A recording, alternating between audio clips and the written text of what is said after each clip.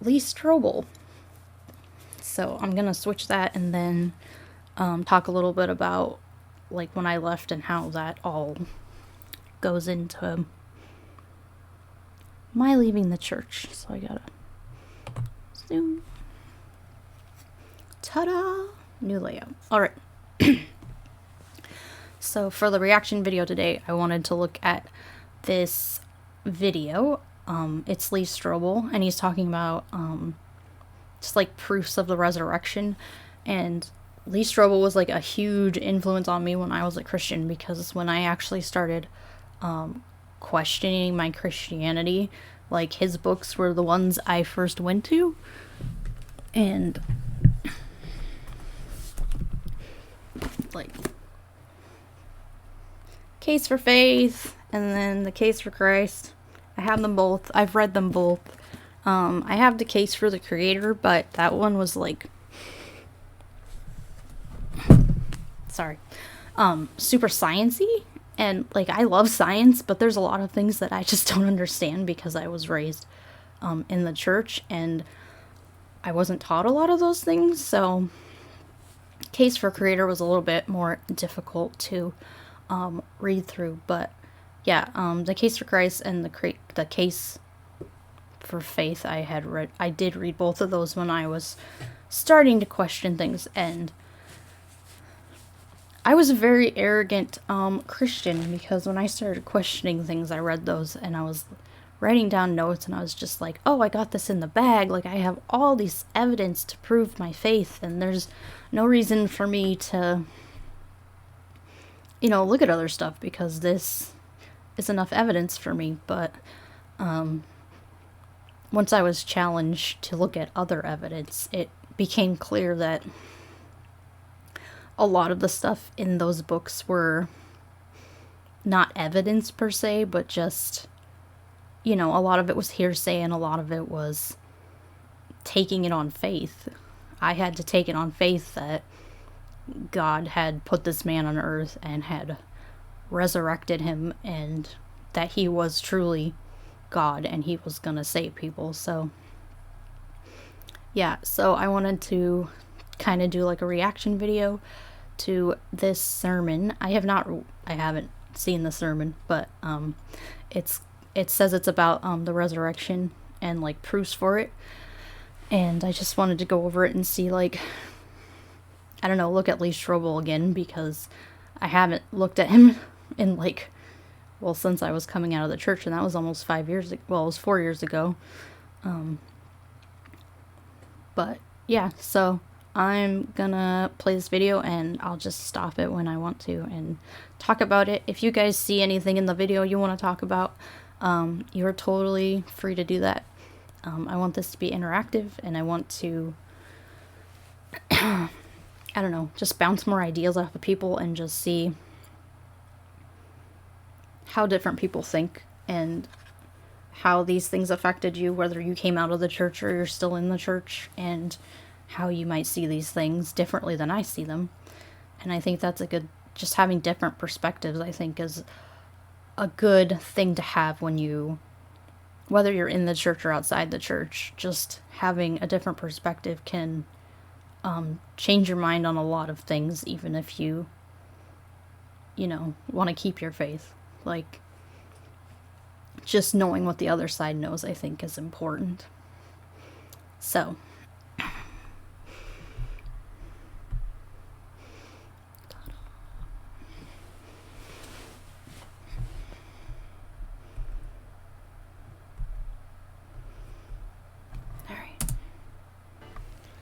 Well, good morning or afternoon. I'm not sure of the time, but approaching afternoon. Good to see you. It's wonderful to be here with you. This is a little disconcerting for me because I'm not used to doing this in the round, and I don't quite know. I'm afraid that Rob's making faces at me while I'm facing this way. It's a little weird. But anyway, I'm Lee Strobel. I'm glad to be here. My wife Leslie and I moved to the Woodlands a few years ago because our daughter and her husband moved here with our two oldest grandchildren. So we're kind of following our grandchildren around the country, and so that's where they are. So that's where we are. And we love it. And the grandkids, oh man, they have become total Texans. I don't know if you guys already know, but Lee Strobel supposedly was an atheist, and he went on a search for truth. And basically, what happened was his wife was invited to church by someone at a very low time in their life. Like, they were just vulnerable. She was vulnerable, and she was invited to church, and it gave her a good feeling, so she wanted to continue going. And Lee was supposedly a famous reporter at this time, and like a staunch atheist, according to him, and that he did not want to be a part of church at all. And I don't know. Basically, it came down to, I think a lot of it was he wanted to be with his wife, and he wanted to be on the same page as his wife, and so I think eventually he just ended up giving into the emotion of, well, if I don't do this, I'm gonna lose my family. From what I perceive, like, this is just opinion, so nobody go and crucify me for this. But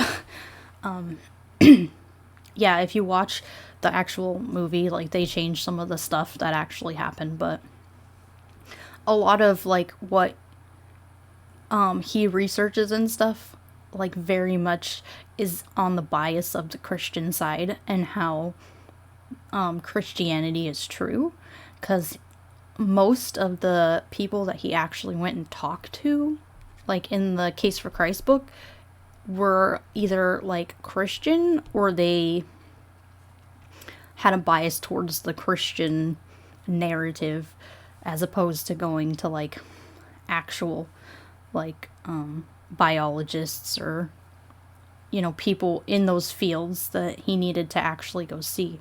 He was very biased on who he chose to use in his, I don't know, his thinking into going back into Christianity. And yeah, I don't know.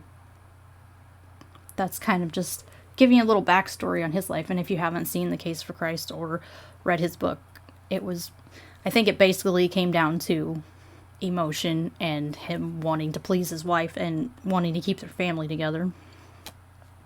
Which, I mean, I understand wanting to keep your family together. I went through a rough time with my husband when he came out as an atheist, and like, I never thought that I would be the one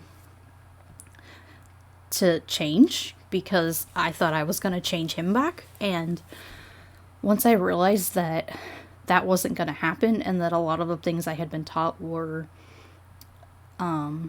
incorrect, and a lot of it was just misinformation, and I realized that there's a lot of other things that I could have learned in life that I didn't, and now I can. So I completely understand wanting to keep your family together, but I don't know if it's worth it to be converted to a religion that you have to take on faith.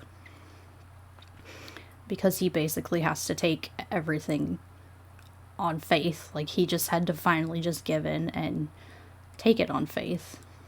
So yeah, so if you guys want to go watch The Case for Christ or read the book, they're interesting. But yeah, let's get back to the sermon.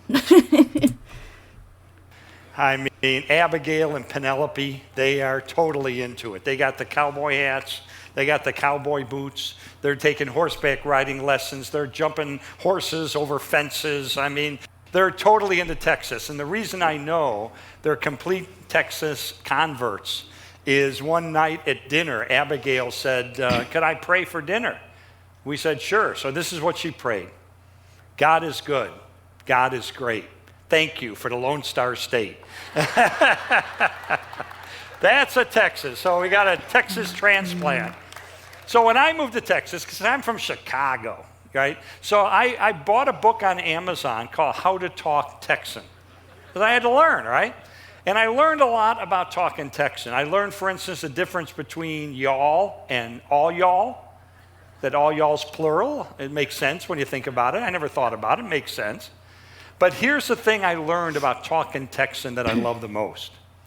That if you're in Texas and you want to say thank you to someone, you can say thank you. Or you can say, I appreciate you. I love that. I appreciate you. And that's what I want to say to you. I appreciate you. I appreciate all y'all for being here this morning, because we're going to talk about something I think is pivotal and central to the Christian faith, and that is the evidence that Jesus really did return from the dead. But I want to kind of present the evidence in an unusual way. I want to do it through a story. It's a true story. It's my story. And it's a story that begins in atheism. Because I decided at a rather young age that God does not and cannot exist. It's interesting, too, because I do think that he was raised in the church, if I'm not mistaken. So, I think maybe what he's going to talk about here is like angry atheist stage or something, because I'm pretty sure from his backstory that he had some Christian upbringing. I could be wrong though, but I'm trying to remember because it's been a while since I've actually read his book. But I do think that there was some background in Christianity, which would make sense because I feel like a lot of people who were raised in America back when he was born were probably in some sort of faith community. All right, back to the video. I thought that God didn't create people, but people created God. Why? Because they were afraid of death. So they made up this idea of heaven and an afterlife to make themselves feel better about dying. That's what I thought. I mean, I just thought the mere concept of an all-loving, all-knowing, all-powerful creator of the universe, come on, that's crazy. Wasn't even worth my time to check out. Now, granted, I tend to be a skeptical person. My background's in journalism and law, so you can imagine and put those two things together, what kind of a skeptic that you get. So that's what we call muddying the waters, calling us jerks instead of skeptics, because apparently all skeptics are jerks. Yes, from the mouth of babes. No, yeah, that's not a great way to start that. I know he was like trying to do a joke, but that was definitely muddying the waters right there. And makes skeptics to be, I don't know, it makes us seem like we're the dumb ones because we're actually asking questions instead of just believing on faith. And it's a bad way to go either direction. I don't think anyone should have to muddy the waters on either side to make their arguments, on point. You can make your argument on point without having to create this false narrative that all skeptics are jerks or horrible people and they're not willing to actually listen to the other side. I was legal editor of the Chicago Tribune, where we prided ourselves on our skepticism. We wouldn't accept anybody's word at face value. We always tried to get at least two sources to confirm a fact before we print it in the newspaper. So we actually had a sign in our newsroom that said, if your mother says she loves you, check it out. Maybe she's lying. Got any proof? Got any evidence to back that up? And that is interesting that he said that he had to have two sources, because in the book, he has lots of sources, and it's not the sources that you're going to be looking at. It's who's telling you the sources. Are these people that actually have evidence, like he said? Are these people who have studied this their whole lives? I mean, if I had gone to college and studied biology my whole life, are you going to go talk to me about heart surgery? Like, it's very different. Like, people have different skills and different professions and different things that they are taught and they learn, especially when it comes to like your job. So I think when you need what you need to look at is people's credentials, and if those credentials line up with the evidence that you want to present.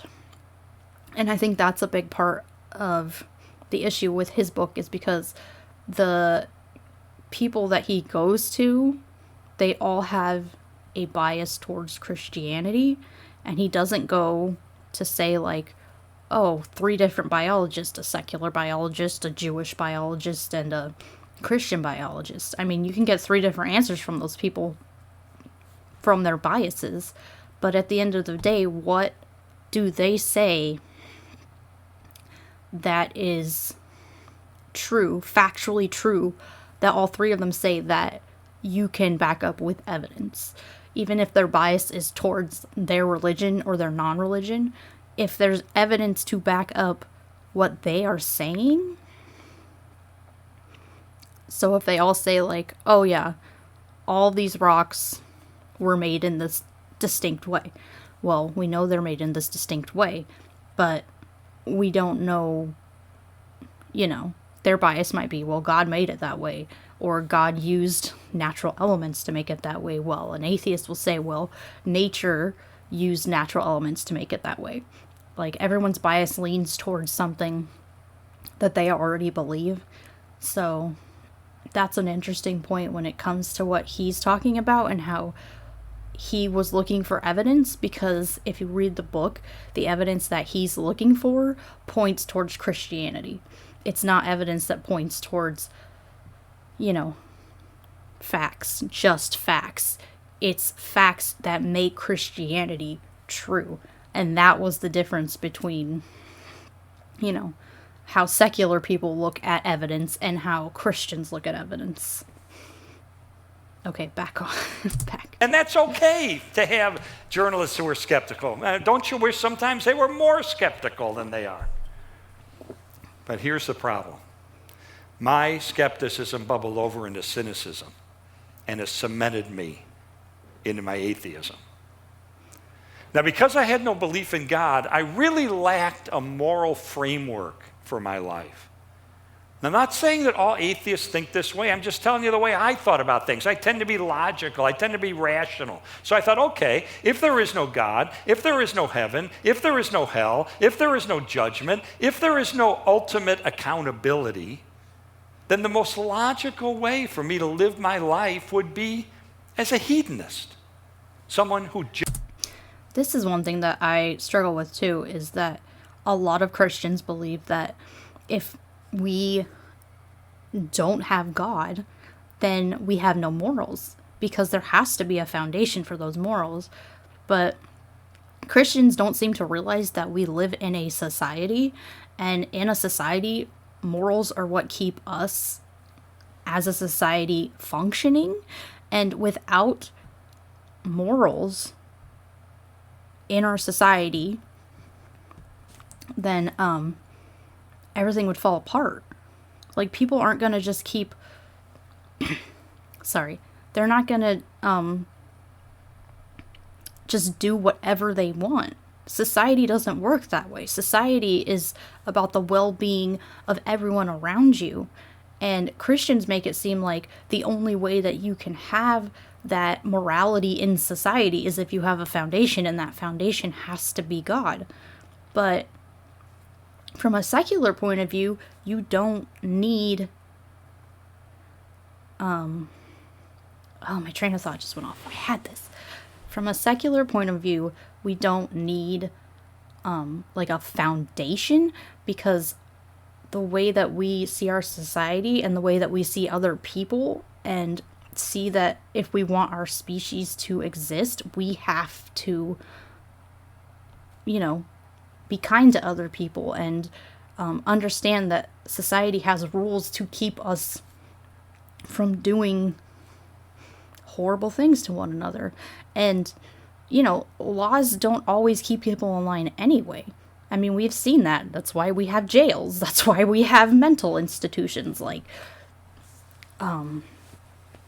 So just, I think having the whole foundation on God takes away our humanity, because it's making us seem like we are just crazy people that can't control ourselves. We have no self-control without God. That's basically what Christians say. Like, if I didn't have God, I would have no self-control and I would go crazy. And that's just not how people live. And that's not how morality is. Morality is about the well-being of the people around you. And if you don't have any conception of the well-being of people around you, then you're morally bankrupt. So, yeah. Sorry. I'm trying not to talk too fast so that people can understand me. I'm learning. Just pursued pleasure. And that's what I did. And so I lived a very immoral and drunken and profane and narcissistic, self-absorbed. Really, in a lot of ways, a self-destructive kind of a life. That was my life.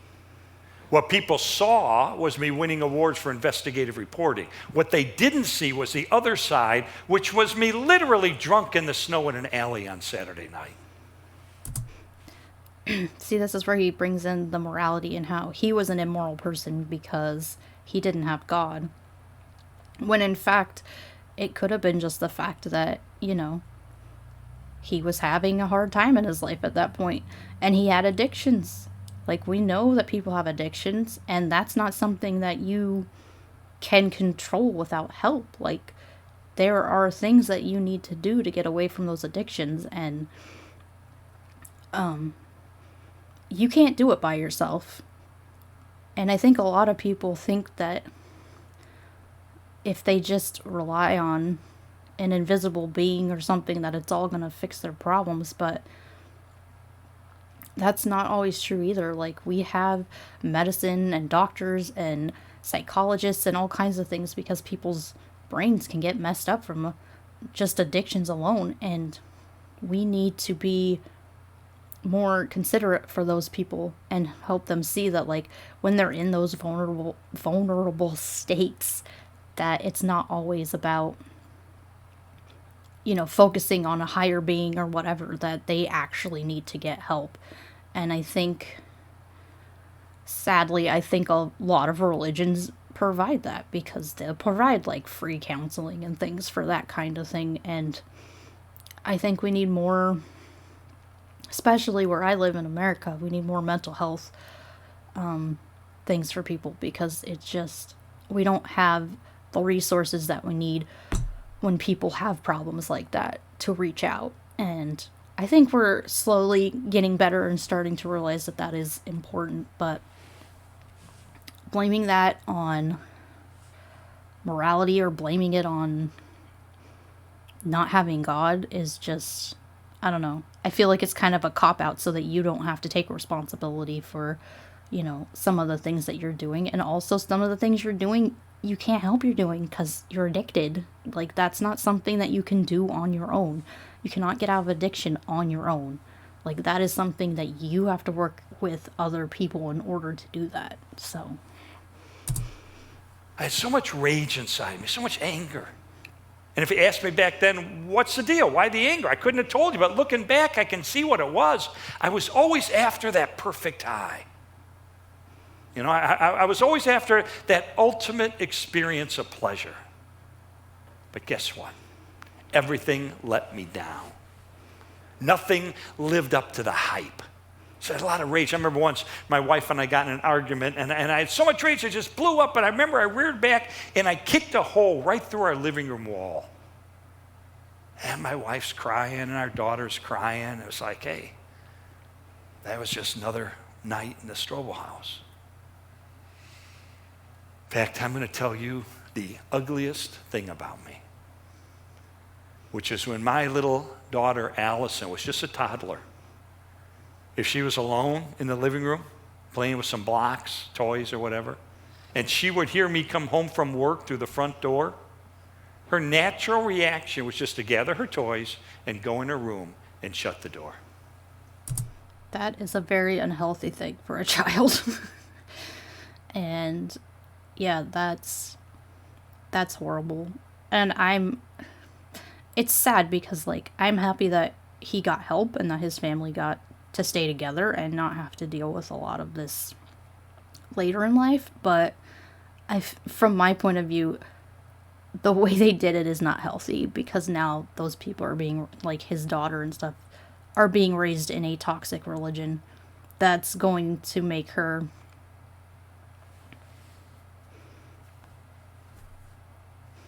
yeah. It's crazy, because they think like God's going to make everything better and that toxicity is going to go away. But the problem is religion just creates another toxicity that you have to deal with instead of getting healthy. And so it's yep.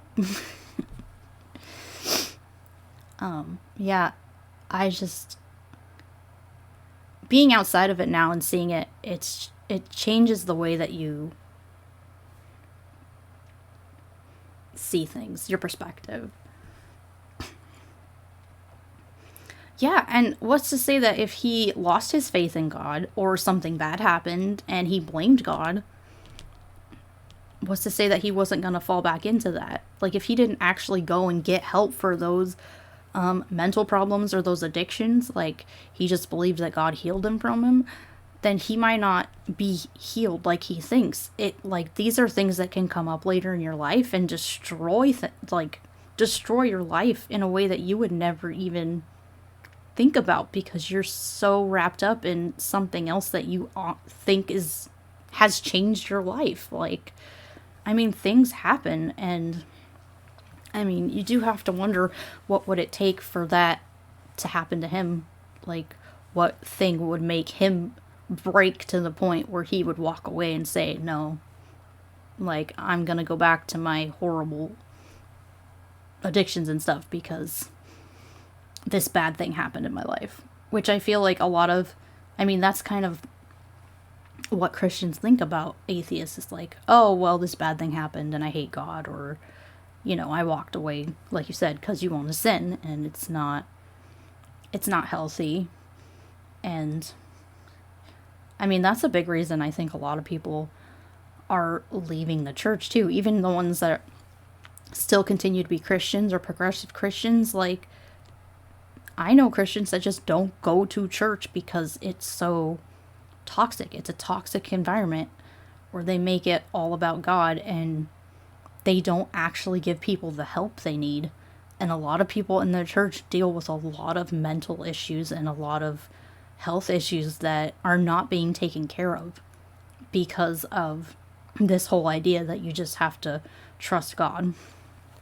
So, yeah, it is very concerning, and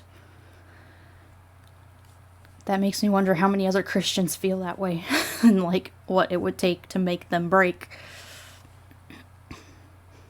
Yeah, it's scary. It's real scary. And I don't know. And I know that there are some people in churches that, there's people who have been to jail. There's people who have done drugs. There's people that have been, DUIs, all kinds of stuff. And they claim God changed them overnight. And we know that's not how the brain works. Like, you're not going to just change overnight. There's going to be some lingering issues, so. Is he going to be drunk again? Is he going to be, kicking holes in walls, yelling and screaming? I mean, at least it's nice and quiet in here. Friends, that is the ugliest truth about me. My wife was agnostic. She didn't know what to think about God. And if you've seen the movie they did on us, you know that it was through the friendship that she developed with a Christian nurse who shared Jesus with my wife, who invited her to church. And after many months of checking things out, Leslie came up to me and she said, Lee, I made a big decision. I said, what? She said, I've decided to become a follower of Jesus Christ. And I thought, oh no. For an atheist, this is the worst news you're going to get. So it's interesting that she was invited to church and just decided that, well, if you look in the movie and the book, it tells you, like, basically there was this good feeling. She had a feeling that this was true. So I feel like that's a dangerous thing too for people, because a lot of people put trust in the church, and they put trust in, you know, that the church knows what they're talking about and that what they're being told is true. And a lot of people don't actually put the time to look into what they believe and why they believe it. Like, that's a big issue that we have today, and I think that's why a lot of people are questioning things now and going like, why do I believe what I believe? And if I hadn't been raised in this religion, or if I hadn't been in a vulnerable state, or whenever they started going, like, why do I believe that? And that was the thing for me, is like, why did I believe it? Well, for me, I believed it because my parents told me it was true, and my grandparents told me it was true, and all the people in the church told me it was true. So I thought all these people that were older than me knew better, that they had studied, that they have read the books, that they knew that there was evidence to back this up. But when I went to actually look at it, I realized that's not true. These people were indoctrinated. A lot of them were indoctrinated from birth. And if they had been born in another family in a different religion, they would have been indoctrinated into that religion. Like, it's not that they were ever given the choice to believe. They were just told from birth that this is it. This is truth. This is what you're going to live your life like. And I think that's sad, because a lot of people have missed out on opportunities and things in their lives that they could have done had they not been a part of the religious sect that they were a part of. And I don't know. But at the same time, it's like, I wouldn't be sitting here doing what I'm doing if I hadn't been raised in that. So I don't know. It's a fine line, and it's really hard. But at the same time, like, I grew up in the church, and it was very toxic. And because of that, I am not going to be a part of it anymore. And my children aren't going to be a part of it anymore. And they're going to, actually learn about the world, the way that we actually know it is, and actually have evidence to back up what they believe. And they're going to have critical thinking skills to not be sucked into these, like, religions that prey on people like that, because I don't ever want to see what happened to me and what happened to my husband and other people that have left the church, like, happen to my kids. Like, they deserve not only a healthy, like, environment to grow up in, but a healthy environment for them and their future families, whatever that might be. And yeah, that's the future, I think, is the most important thing that I can look forward to. And the only way that it's going to change is if people start speaking up and start, I don't know, being more open about these things and saying, like, this is not okay. This is not something that we should strive towards. And we should never have to put children through the abuse that they go through in any church. So, she got to turn into some holy roller or something? I didn't know. First word that went through my mind, divorce. I was going to walk out. But then I thought, there's a better way. I can help her escape from this cult that she's now gotten entangled in. And I thought, that's got to be pretty easy to do. All I have to do is disprove the resurrection of Jesus. Because even as an atheist, I recognize that is the linchpin of the Christian faith. And I figured, as a journalist, I've seen a lot of dead bodies. I've never seen any of them come back to life, especially after 3 days. So I figured I could probably disprove the resurrection in a weekend. I mean, yeah, you probably could. I've never seen a body raised from the dead, so, and most people have not. Also, like, we know, like, through science and stuff now, like, if someone's dead, the likelihood of them coming back is pretty, like, done. I mean, there have been some instances where people come back, but there could have been, like, other things that we don't know about those stories. And I think that's the main thing, is just, like, having evidence to back it up. Because a lot of people who claim that people came back from the dead, like, there's nothing, I don't know, medically able to back it up, you know? I mean, if someone actually did come back from the dead, and we had a medical journal on it, like, and there was evidence of that, like, this person had been dead for 3 days, and they came back, like, their heart was dead, their brain was dead, everything was gone, they were gonna go in the ground, and then they woke up on the funeral day, or whatever, like, and if they had a medical reason for that, if they looked into the medical side of it and figured out, like, what had actually happened. But, yeah, it's always interesting to me, because going to church as an adult, that was, like, the big thing. They were like, yeah, the entire Christian faith hinges on Jesus' resurrection. So if you don't believe in the resurrection, like, it's pointless. And when I was in the church, I was like, oh, well, why would people not believe this? Like, there's enough evidence. Like, people said they saw him and all this stuff, but I didn't realize, once I was outside the church, that a lot of that evidence was hearsay, and a lot of it was years later from people that didn't even know Jesus. They weren't there at those events. They weren't there to actually see him, like, get put on the cross, killed, put in the tomb, and then come back out. Like, most of the people that wrote in the Bible were years later. And we know from, like, history and stuff that, you know, it doesn't take that long for people to change how they perceive things and how things get changed over time. And, you know, it was drilled into me about the oral tradition. Like, these people knew exactly what they said. Like, they made sure that it was the same every single time. And, like, I don't know that's true. I didn't live back then. And people can say all they want that the oral tradition was, like, perfect all the time. But, I mean, we know people's memories aren't perfect. We know that, you know, we remember things that didn't even happen sometimes. Or we embellish things. And I think the resurrection could have been one of those embellishments, if Jesus even existed. Like, that's still a debate I'm having with myself, because I don't even know if he was a real person or not.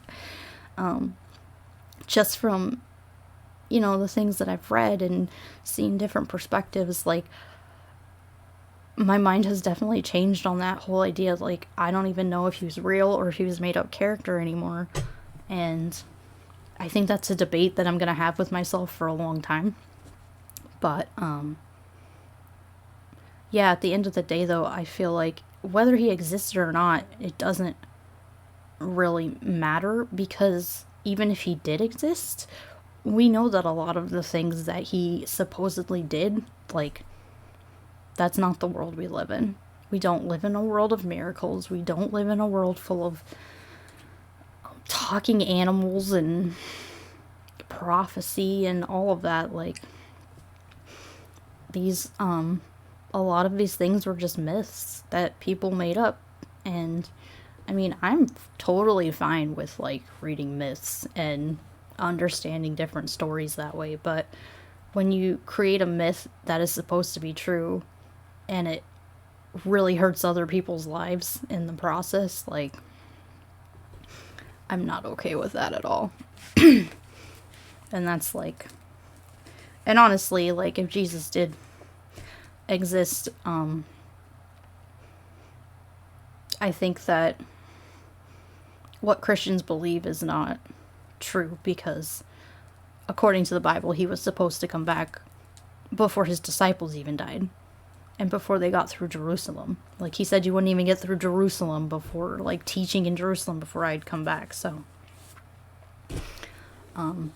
yeah, I mean, that was the verse that made me leave the church, is because that verse right there shows that even if Jesus was a real person, he's a false prophet, because he never came back, and he's not going to come back. And I'm sorry that people feel that way, because I was raised in a church where it was very drilled into me that Armageddon was going to happen, and that any day I was going to go, like, God was going to come back and take me, and I wasn't going to be able to grow up and have kids and graduate high school. Like,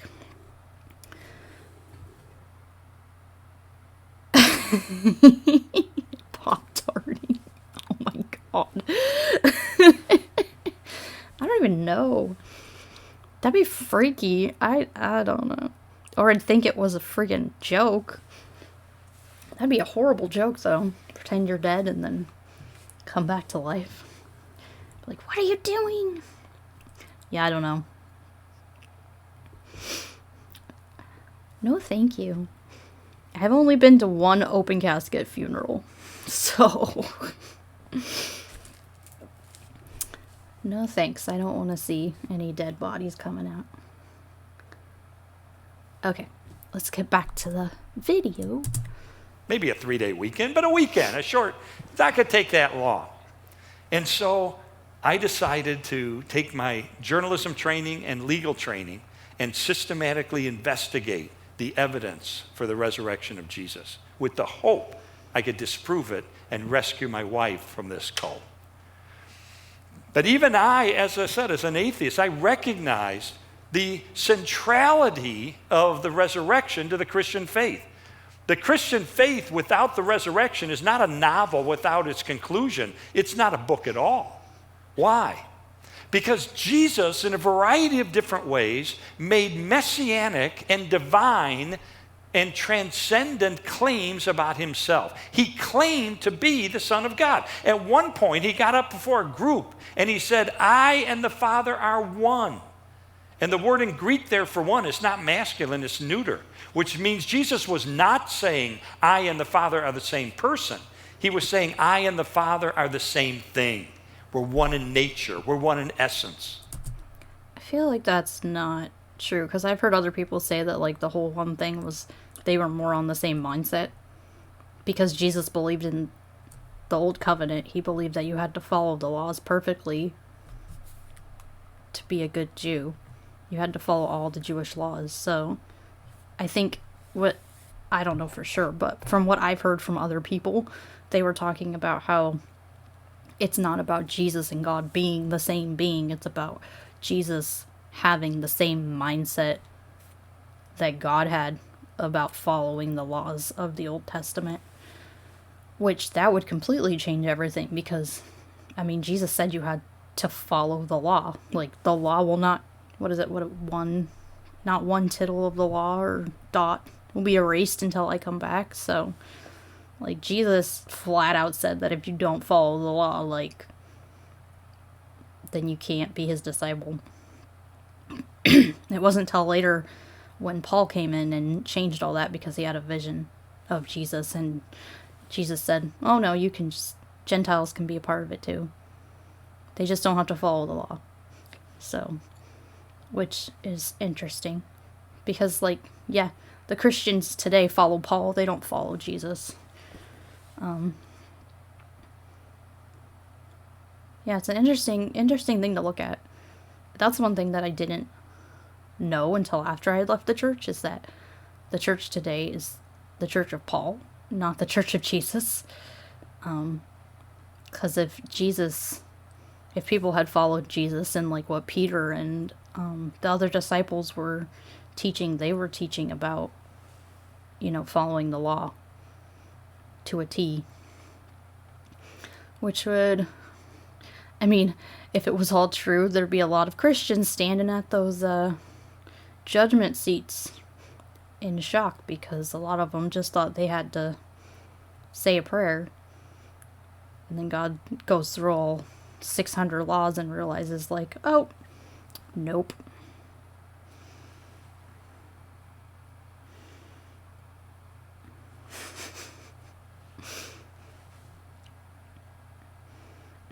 Skeptic. I don't know. From what I have seen and heard about Lee Strobel, I personally, this is my opinion, I don't think he was ever, like, a real skeptic. I think a lot of what he says is just to play to his audience. Because, I mean, honestly, if you get up there and be like, oh, I was an atheist and I was a skeptic and now I follow God, like, I feel like that gets more Christians listening because they think that they have the truth. Sorry.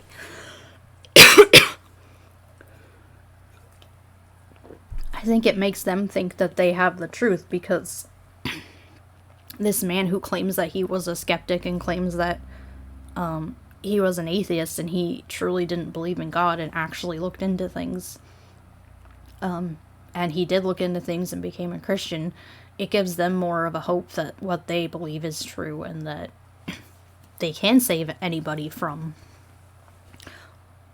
hell, in their opinion, because, all these atheists are coming out saying that they actually believe in Jesus, but I don't know, from what I've seen and what I've heard, I feel like it's a little bit of an act on his part,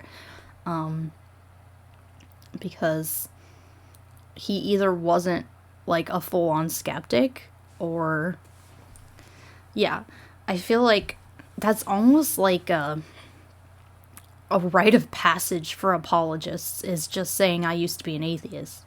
Like, if you use those words, I feel like you're going to get more people willing to buy your books because they're like, oh, they were atheists and they hated God and they were skeptics and they actually looked into things, and because they did all that, like, they must know the truth, because they can't just know the truth if they didn't actually look into this stuff.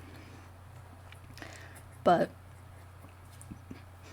I think it's kind of a sales tactic to get their point across and maybe sell more books, because a lot of the people that I see that do this are people who sell books, because I feel like it gives them more clout and they get more books sold. But I don't know. This is my personal opinion, no malice or anything towards people, that's just what I think. But yeah, and it's interesting because I've talked to a lot of atheists who are like, you know what would be so easy and would make me so much money? Just going and writing a book about coming back to Christ and then preaching in, like, churches. And it's true, like, a lot of people would make bank doing that because a lot of people are willing to believe that you were an atheist and you were willing to look at it and come back, and it gives them more faith because they think that you actually know what you're talking about. But it's like, it's a really old grift and it works for a lot of people. So, like, I don't know how many people actually do believe it, or they just use it to make money, because it really is, it's an easy tactic to make money. And it's really sad that people get taken for that, because, I mean, those people could be using that money for themselves, because I know a lot of the yeah, the whole integrity thing, though, that's the big point. It's that I would never want to lie to people about it. And I think a lot of atheists are the same way. It's like, yeah, I could make a lot of money. Yeah, I could scam all these people. But, like, that would make their lives so much worse. And they would be in much worse off positions and in way more unhealthy situations, because you're putting them in those situations by saying that what they believe is true, even though there's nothing to back that up. And I think that's a big thing for me, is coming out of the church. It's like, I can't do that to other people. I just can't. And obviously some people can. And I know there are a lot of grifters in Christianity because they see those dollar signs and they see that people are willing to pay for it. So, and I think that really makes me sad too, is like, some of the people that actually are grifters, it's not about truth and it's not about making sure that what these people believe is true. It's about making a buck. And Yeah, I definitely agree with a lot of people when they say church is a business, because it really is. Like, it's a business to make money off of people who are either indoctrinated into it, or, I don't know, are vulnerable and get pulled into it and think it's true, and that giving every last penny they have to the church is going to somehow help them. And I mean, there's some people that have gone bankrupt and, you know, lost their homes and stuff because they believe God's gonna, like, send them a check in the mail or something because they're tithing, and that's not how reality works. And a lot of people get taken for a ride and don't even realize it. And how did the audience understand what he was saying? Well, they picked up stones to kill him because they said, you're just a man and you're claiming to be God. So they recognized he was making this divine claim about himself. But so what? Anybody could claim to be God. I could claim to be God. Rob could, well, maybe not Rob, but just about anybody could make the claim that they're God. But here's the deal. If Jesus claimed to be the Son of God, died, and then 3 days later rose from the dead, that's pretty good evidence he's telling the truth, right? That's why I mean, anyone can claim to be Christian, but doesn't mean you have to follow the Bible. Like, you can just say you're Christian. Just saying. resurrection is so central to Christianity. It's why the Apostle Paul says in 1 Corinthians 15, verse 17, if Christ has not been raised, your faith is futile. You're still in your sins. In other words, this is the ball. Or there is no sin. And it's a made-up concept by the church in order to suck you in so they can sell you a cure that doesn't actually exist. Okay. So what I want to do for the next few minutes is talk to you about some of the evidence I encountered during my 2-year investigation of the resurrection. And I want to emphasize, when I did this investigation, I did not give the New Testament any special credibility. I didn't consider it to be inerrant, inspired, the Word of God. I do now, but I was a skeptic then. But I had to accept the New Testament for what it undeniably is, which is a set of ancient historical writings. And I knew that just as you... Historical writings, See, I don't see them as historical writings because we know there are things in the New Testament that didn't happen. And I know in one of the books, like, even like the layout of...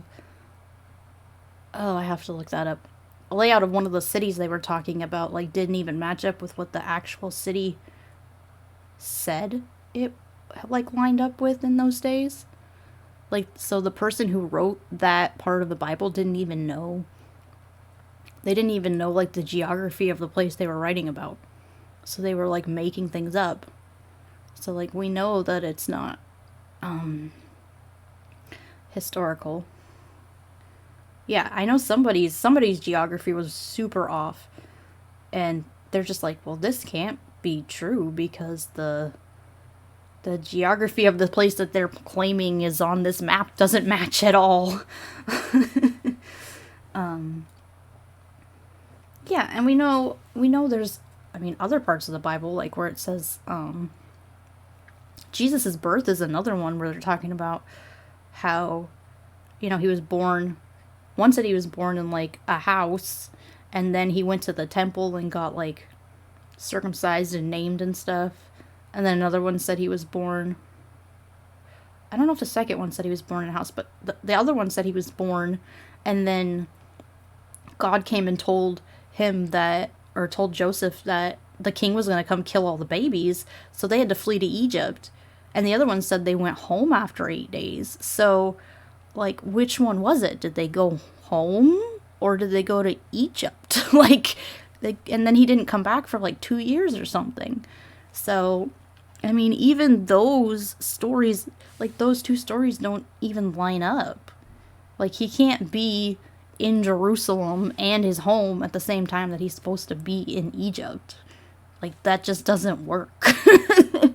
So, yeah, it's super interesting to just look at that and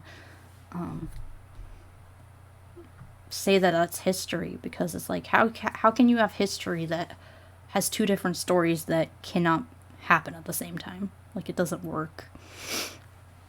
You can investigate any ancient writing, whether it's by Josephus or Tacitus or Suetonius. You can take those same investigative techniques and apply them to the New Testament to try to determine, is it telling me the truth? So in other words, I didn't just open the Bible, oh, it says Jesus is resurrected, end of story. I want to dig beneath that. How do I know it really happened? So I'm going to summarize the evidence by using 4 words that begin with... Tons of mice said they had to go home and feed the dog and get someone to water the plants while they were gone. Then off to Egypt.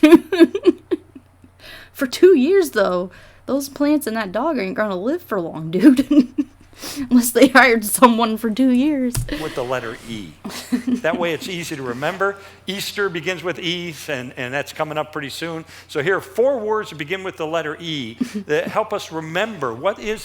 Actually, it says he was born... I think both of them say he was born in Bethlehem, but I think one of them says that he goes to Jerusalem, and one of them says he goes to Egypt. So either way, it doesn't really matter. Like, they had to get him to Bethlehem because of what they thought was the messianic prophecy. Okay. Bye, bisexual Exmo. Thanks for coming.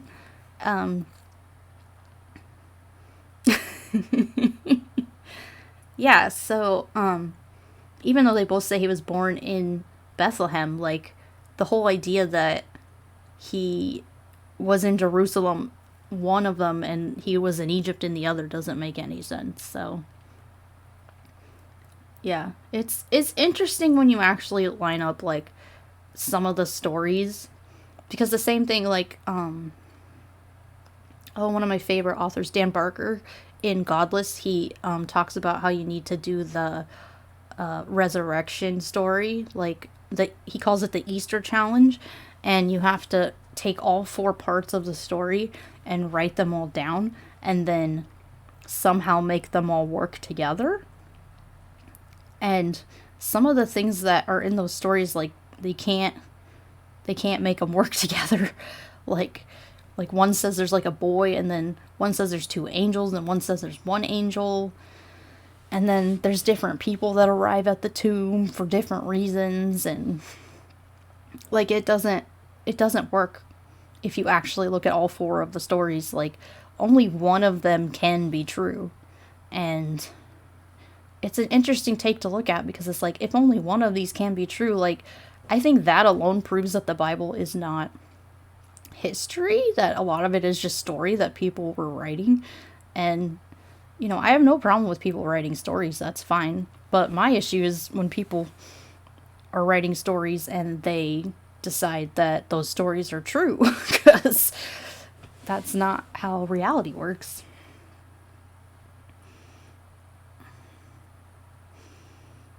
Yeah.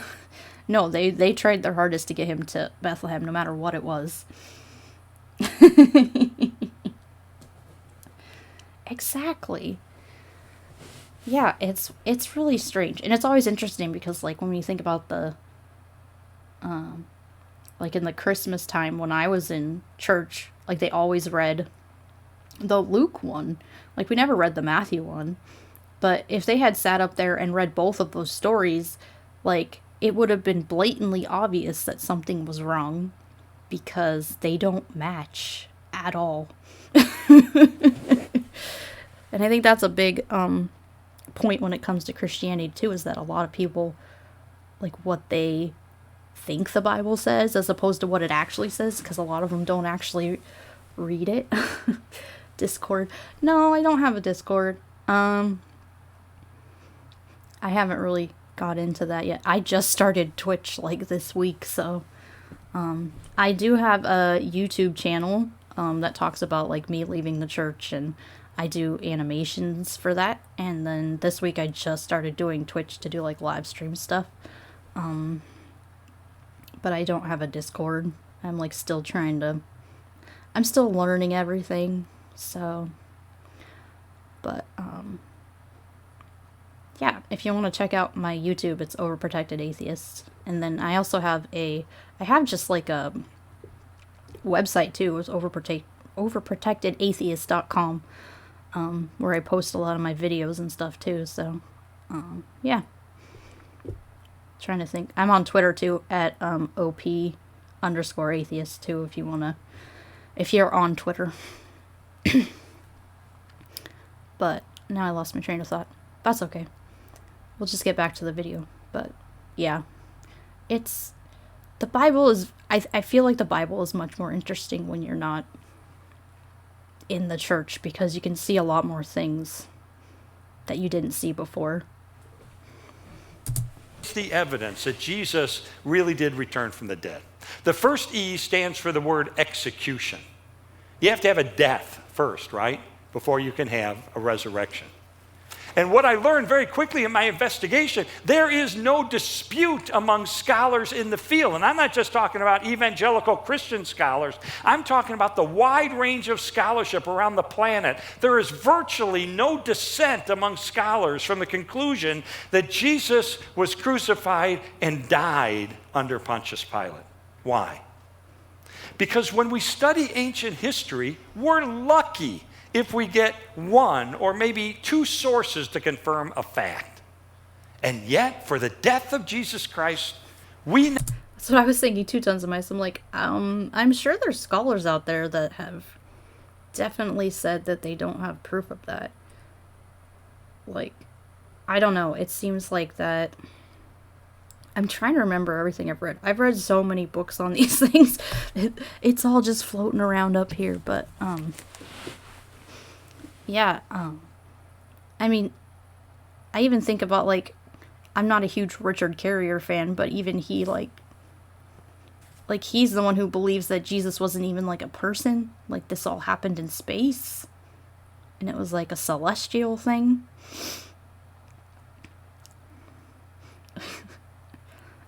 Yeah, it was stolen from the pagans.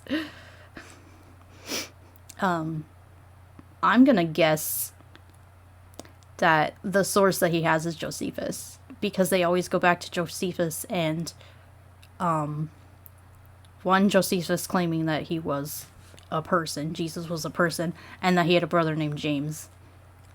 But a lot of people think that the part about Jesus in that was written later by, like, Christians, because it doesn't match Josephus's, like, writing style at all. And Josephus was a Jew, so he would have never claimed that Jesus was the Messiah. And it says that he was in that writing, so. But I guess we'll see. We'll see what his sources are. Not only have multiple early first century accounts in the documents of the New Testament, we've also got 5 ancient sources outside the Bible. Oh, we have 5 apparently. Tacitus, I'm trying to think. Tacitus, Josephus.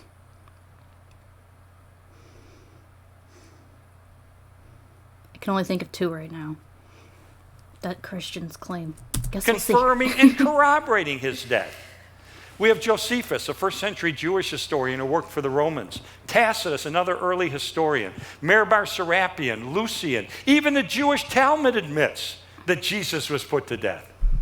The Talmud, we don't know if it was that Jesus. It just says that there was a Jesus put to death. We don't know if it was that Jesus or not. Those other 2 sources I've never heard of before. So, if anybody else has heard of them, let me know. I knew of Tacitus and Josephus and the Talmud, but I didn't know about those other 2. This is so well established of an historical fact, you would get laughed out of a major academic institution if you went in and said, no, I don't think Jesus really was crucified. In fact, no. Well, I know a lot of scholars who believe that he wasn't even a person, so how does that work? If he wasn't even a person, he definitely couldn't get crucified. Less of an authoritative source than the Journal of the American Medical Association, a secular, peer-reviewed, scientific medical journal, investigated the historical and medical evidence concerning the death of Jesus. And this is their conclusion, quote, "Clearly, the weight of the historical and medical evidence indicates that Jesus was dead even before the wound to his side was inflicted. And that's the Journal of the American Medical Association.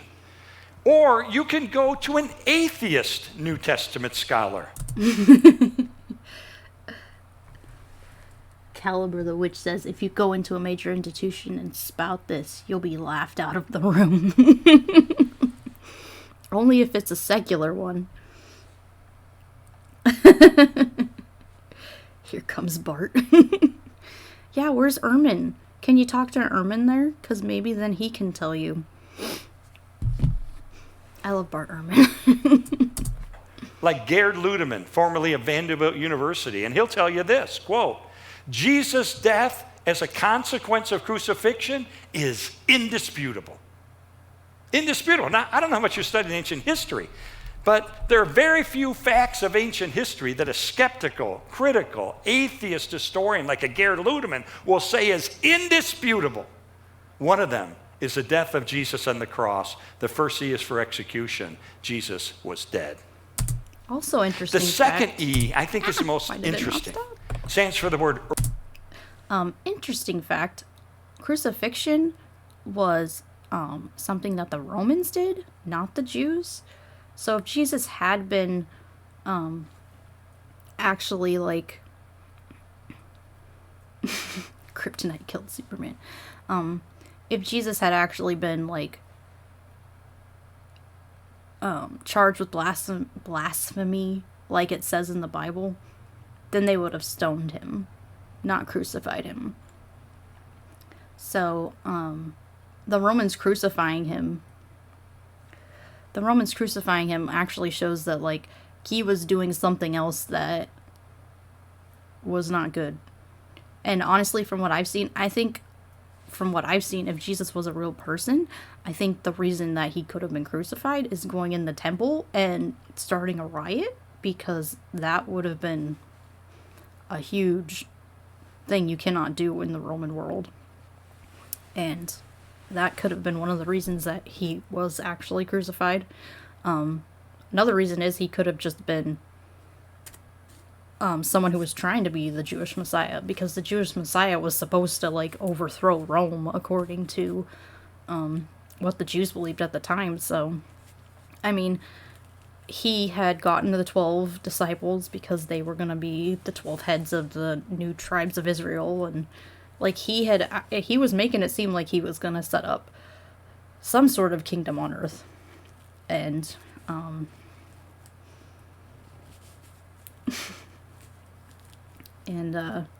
overthrow the Romans.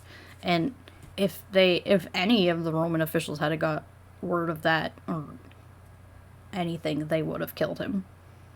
So, and the Bible also says that after he was killed, the disciples like abandoned him. So, I don't know. I think it was more of maybe insurrection as opposed to what the Bible claims where it was blasphemy, because he would have been stoned to death. Like, it doesn't make any sense for the Romans to get involved in the Jewish stuff of that time. Early. We have early reports or early accounts that he rose from the dead. In other words, reports that go back virtually to the scene itself. Why is that important? Because as an atheist, I used to think, well, the resurrection is clearly a legend. And I knew it took time for legend to develop in the ancient world. I think they said like the first written account of the resurrection was like between 50 and 70 years after. So that was definitely time enough to make up things that weren't real. I mean, I always like the Elvis one where they talk about Elvis and how people were claiming they were seeing Elvis sightings like days after he had died. Like, people were claiming he was still alive, and they're like, if people were claiming in our generations and stuff that Elvis was alive and they were seeing him other places, who's to say that people weren't making things up about Jesus? I mean, if that only happened in a couple weeks or a couple days from the Elvis one, like, it happens. People have memory problems. People see things they think that are real that aren't real, or they see someone who might look like someone, but it's not them. I mean, that's just, it's a bad argument. It's just a bad argument all around. So I figured 100, 150, 200 years after the death of Jesus, legends developed, stories were invented, mythologies were spun. And this is where we got the idea that Jesus rose from the dead. But what I learned, friends, decimated the claim that the resurrection is merely a legend. Follow me on this. I think this is fascinating. We have preserved for us a creed of the earliest church. I hate this. Sorry. I hate this creed. This is something that my family uses a lot to try to get me and my husband to come back to the church. They're like, this is a creed. This says that Jesus rose from the dead. This was written right after it. And I'm like, okay. Like, it doesn't make it true. It's just words. Like, I don't know. It upsets me because exactly, show me the evidence. Like, anyone can say anything. I can sit here and make up my own creed about I worship cats and I think that my cat princess is the god of all the cats, or goddess of all the cats, and I'm gonna worship her because I've decided that she can talk to me through my brain and tell me what she's thinking. And my creed is to stand by her until she dies. Like, it's just words. There's no evidence to back it up. Anyone can make up a creed saying, this person died, they rose again, and I believe it. But it's just, I don't understand why they put so much power into words. Like, it's not the words, it's the evidence that back up the words. And a lot of the Christians in my life don't understand that. It's like, oh, but these words say. It's like, no, they don't. They have no power. It's not like it's magic and you're going to say it and it's going to be true. Like, that's just not how words work. I don't understand. I don't understand it at all. But this is one thing that really frustrates me, because this is something that family members of mine often use to try to get me and my husband back in the church. And both of us are just like, I wish this tactic would go away, because it doesn't do anything for anyone except maybe people who already believe it. Church.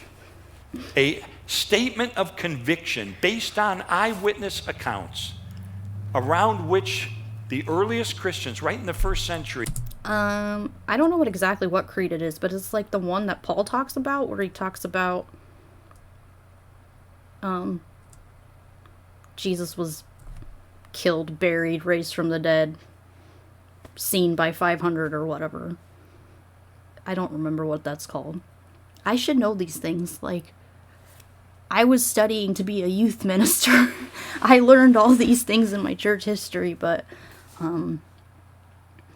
yeah, it's been a long time. I mean, I was in college like 13 years ago. Oh my goodness, I'm getting old. But yeah, I went through all this church history and stuff when I was in college, because like my major was going to be youth ministry. I actually wanted to be like either a youth minister, which a lot of churches are not okay with women being ministers, but or like marry someone who wanted to work in youth group, and then I could help my husband. But my life took a different turn, and now I'm here. Would rally around based on facts that they knew to be true. This creed contains the essence of Christianity. It says Jesus died. Why? For our sins. He was buried. On the third day, he rose from the dead, and then it mentions the specific names of eyewitnesses and groups of eyewitnesses to whom he appeared, including 500 people at once, including skeptics and doubters. What he doesn't tell you is that it doesn't include anyone who was like already not in that whole sect. Like, most of the people that claimed that they saw Jesus were people who already believed that Jesus was the Messiah. Because it was like the disciples and the women that had followed Jesus and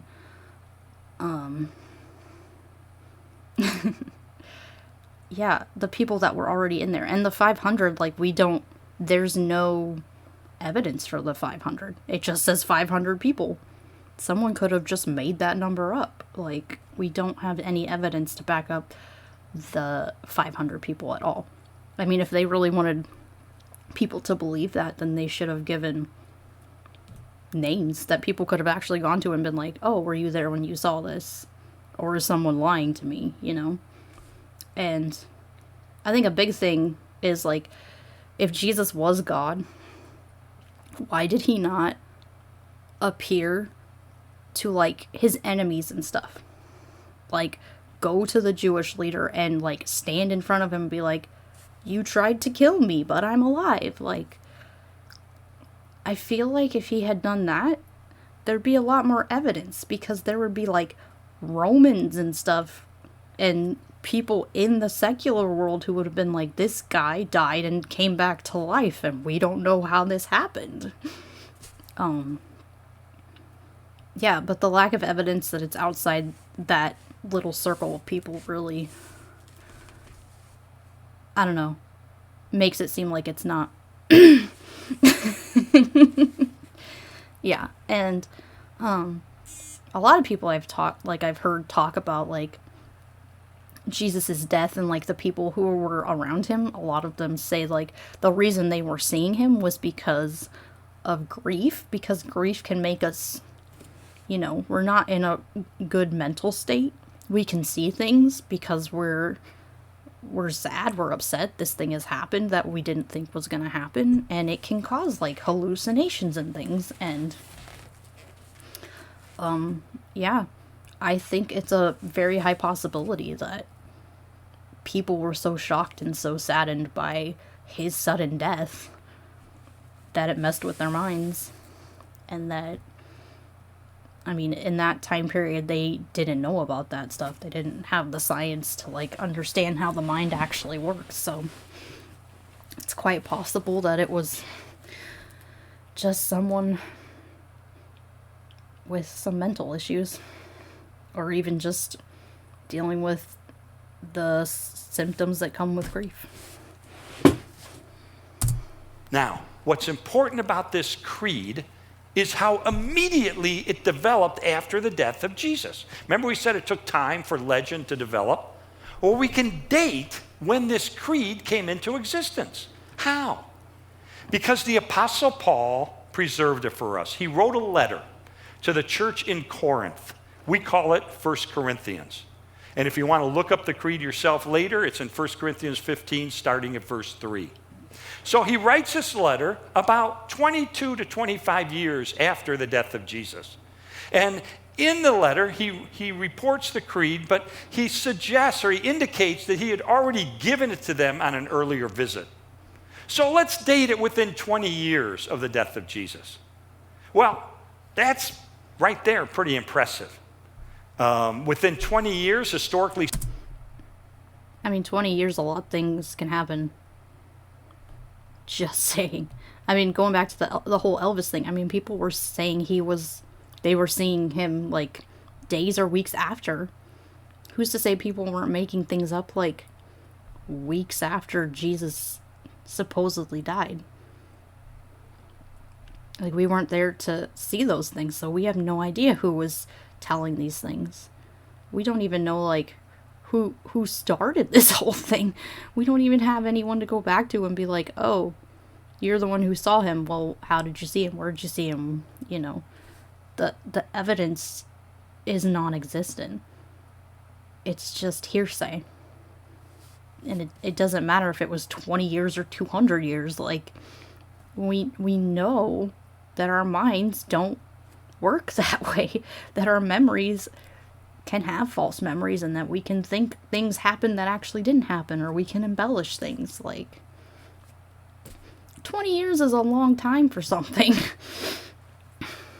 I mean, I can't remember a specific day in my life 20 years ago. Paul going on. Yeah, it's weird because they really drill it into your head that that is a creed.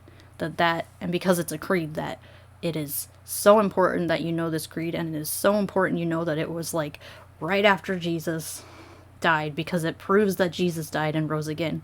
But the problem is, Paul never knew Jesus. From what we know from the Bible and from historians even, Paul never knew Jesus, like, personally. Paul didn't get into this whole, like, Jesus thing until after he was already dead. So, like, Paul didn't know about Jesus, like, and what he did know about Jesus was just fail.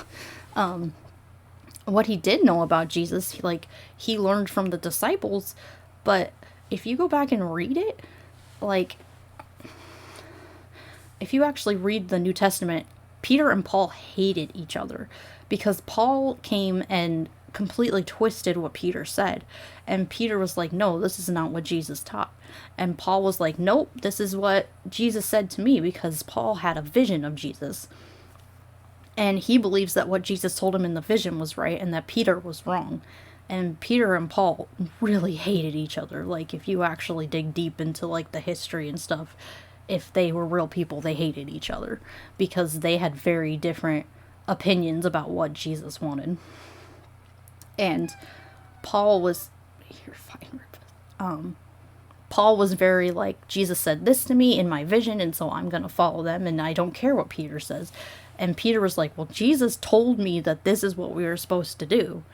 And I don't know how, but eventually Paul won out.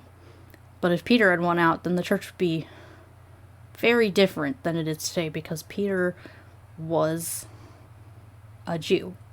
Like, and he was like a Jesus Jew. Like, you follow the law and then you'll go to heaven. And he was not like Paul, who's just like anyone can go.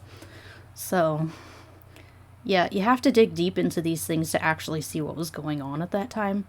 And I love religion and I love, like, history, like, just studying them. I don't love them, like, for what they do, but I love just studying them and, like, seeing, like, how things progressed over time and, like, the different people in them and stuff. And I think that's a big thing with the Peter and Paul thing, is that I think a lot of people didn't realize that Peter and Paul really hated each other. And they had very different opinions on what Jesus wanted. But, yeah, and a lot of what Paul said was just what came from his own brain. Like, it wasn't straight from Jesus. It was whatever he saw in that vision. Speaking, that's really, really quick. When you consider the first two biographies of Alexander the Great by Arrian and Plutarch were written 400 years after his life, and they're generally considered reliable. So here, within 20 years, that's pretty good. But we can actually go back much, much earlier. I think the thing with Alexander the Great, though, was that the people who actually wrote about him were, like, people who knew him or something. They said it was actually people who had, like, I don't remember the whole story, but I know it was, like, probably, like, a family or something that actually kept those stories. It wasn't just people making things up, you know? And I don't know, they could have embellished things too. I mean, I feel like back in those days, a lot of people kind of just embellished a lot of things. Like, history didn't have to be, like, perfect, I feel like, back then. As opposed to now, we're like, we need to know all the facts and put them in the correct order and stuff. How? Because Paul used to be Saul of Tarsus, a persecutor, a hater of Christians. This is not correct either. Paul and the whole Paul and Saul thing is, he had both those names because he was a Roman citizen, and they have more than one name, and so he had both those names. It's like, I don't remember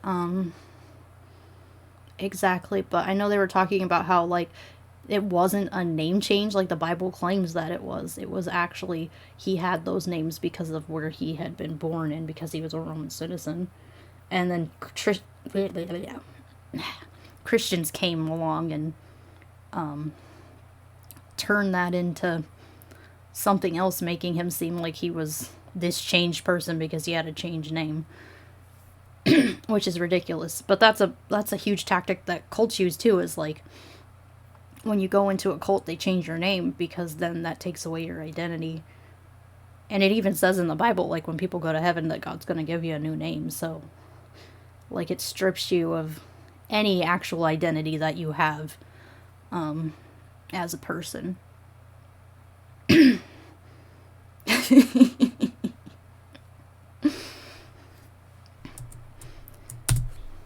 One to 3 years after the death of Jesus, he's on the road to Damascus. Boom, he has this encounter with the risen Christ. He becomes the Apostle Paul. Immediately he goes into...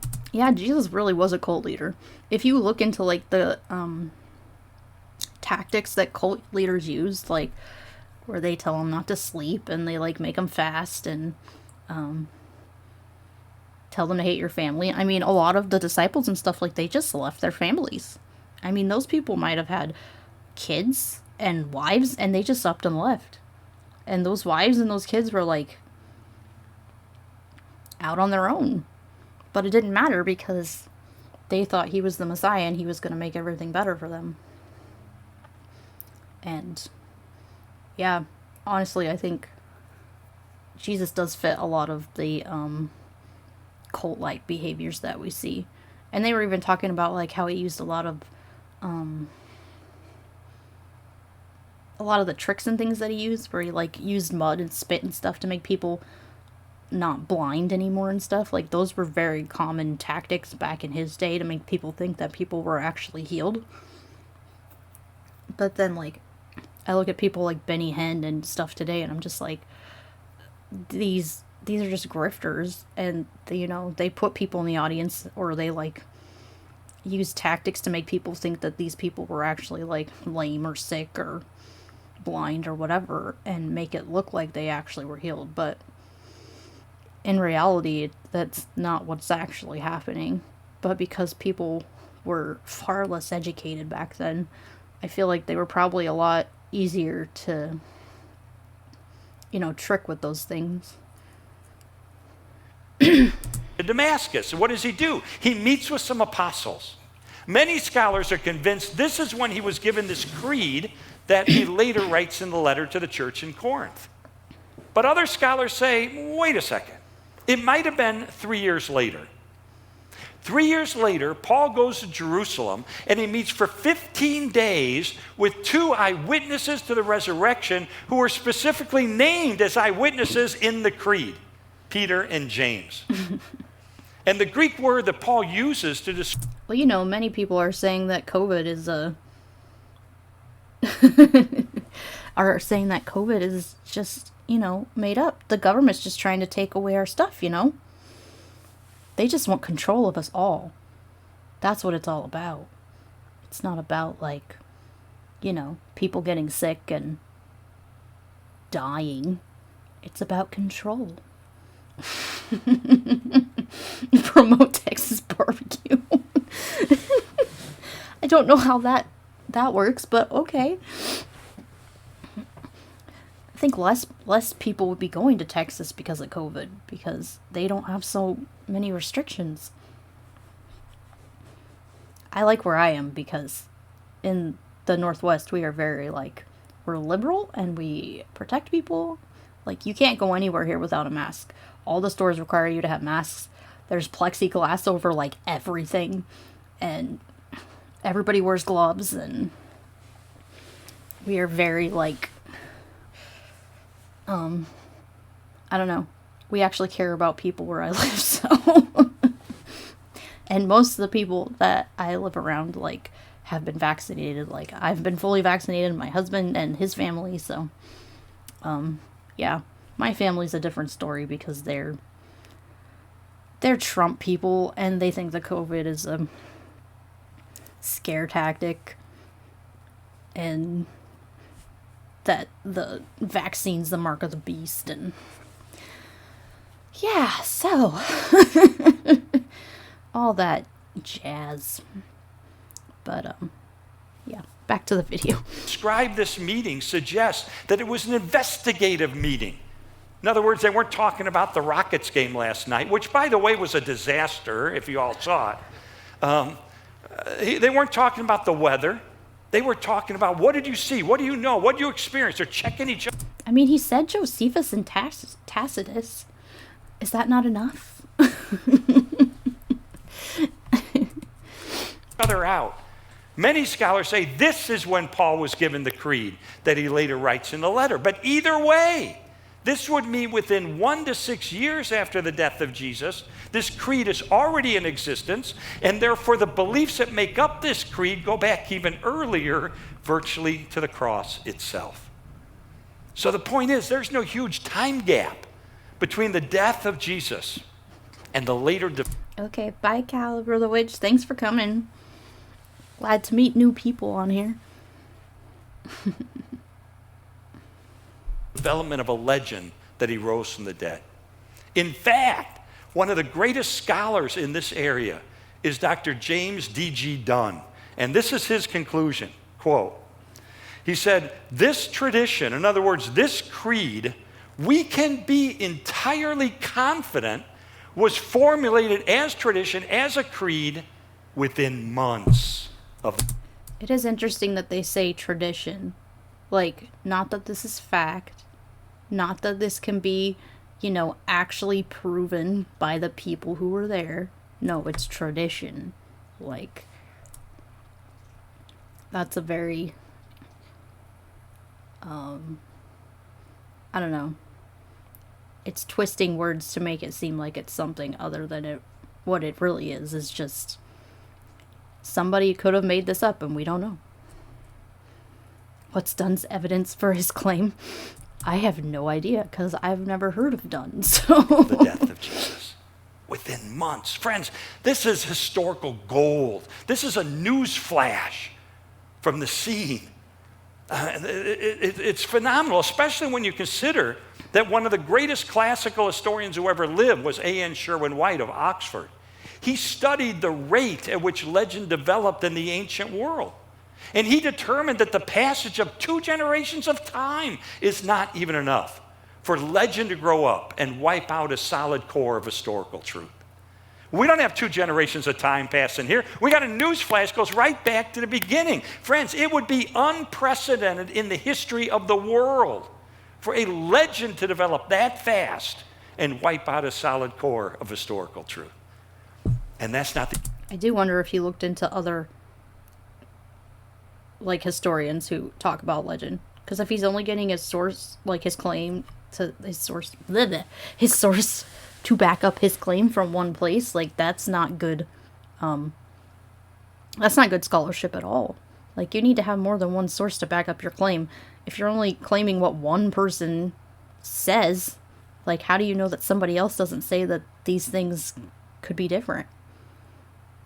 I would never say something is true if I didn't have more than one source.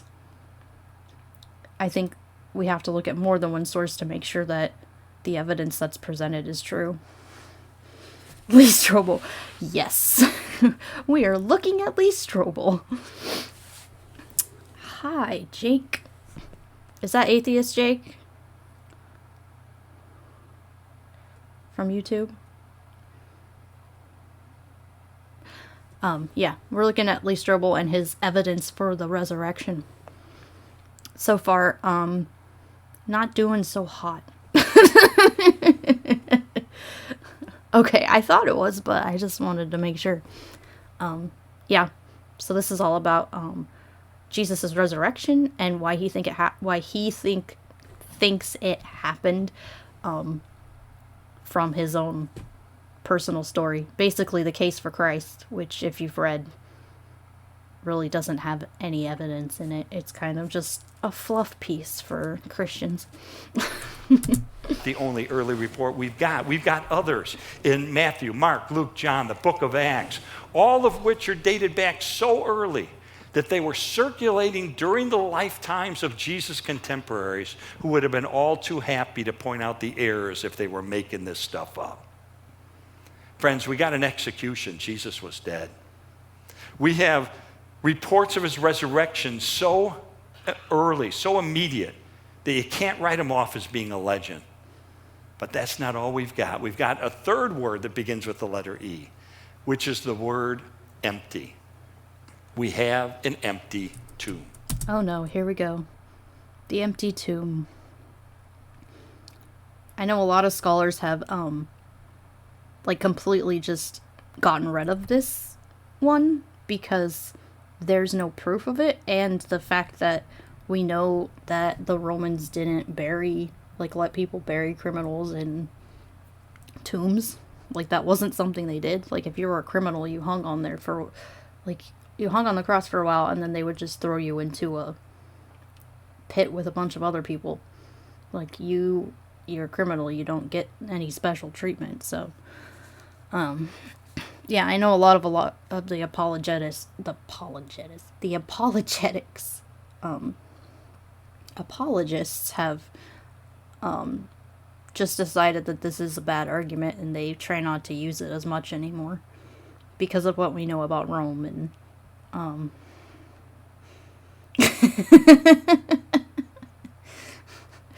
that's where he went. He's hiding in the tomb of the unknown soldier. Okay. Yeah, so I know this is a bad argument just from the fact that a lot of them have thrown this out completely because of what we know about history. No Pop-Tarting today. Oh no. The historical record tells us that Jesus' body was placed in a tomb belonging to Joseph of Arimathea, member of the Jewish council. It's sealed. Matthew tells us it's guarded, and yet it's discovered empty that first Easter morning. Except only one of the Gospels says it's guarded. The other ones didn't say it was guarded.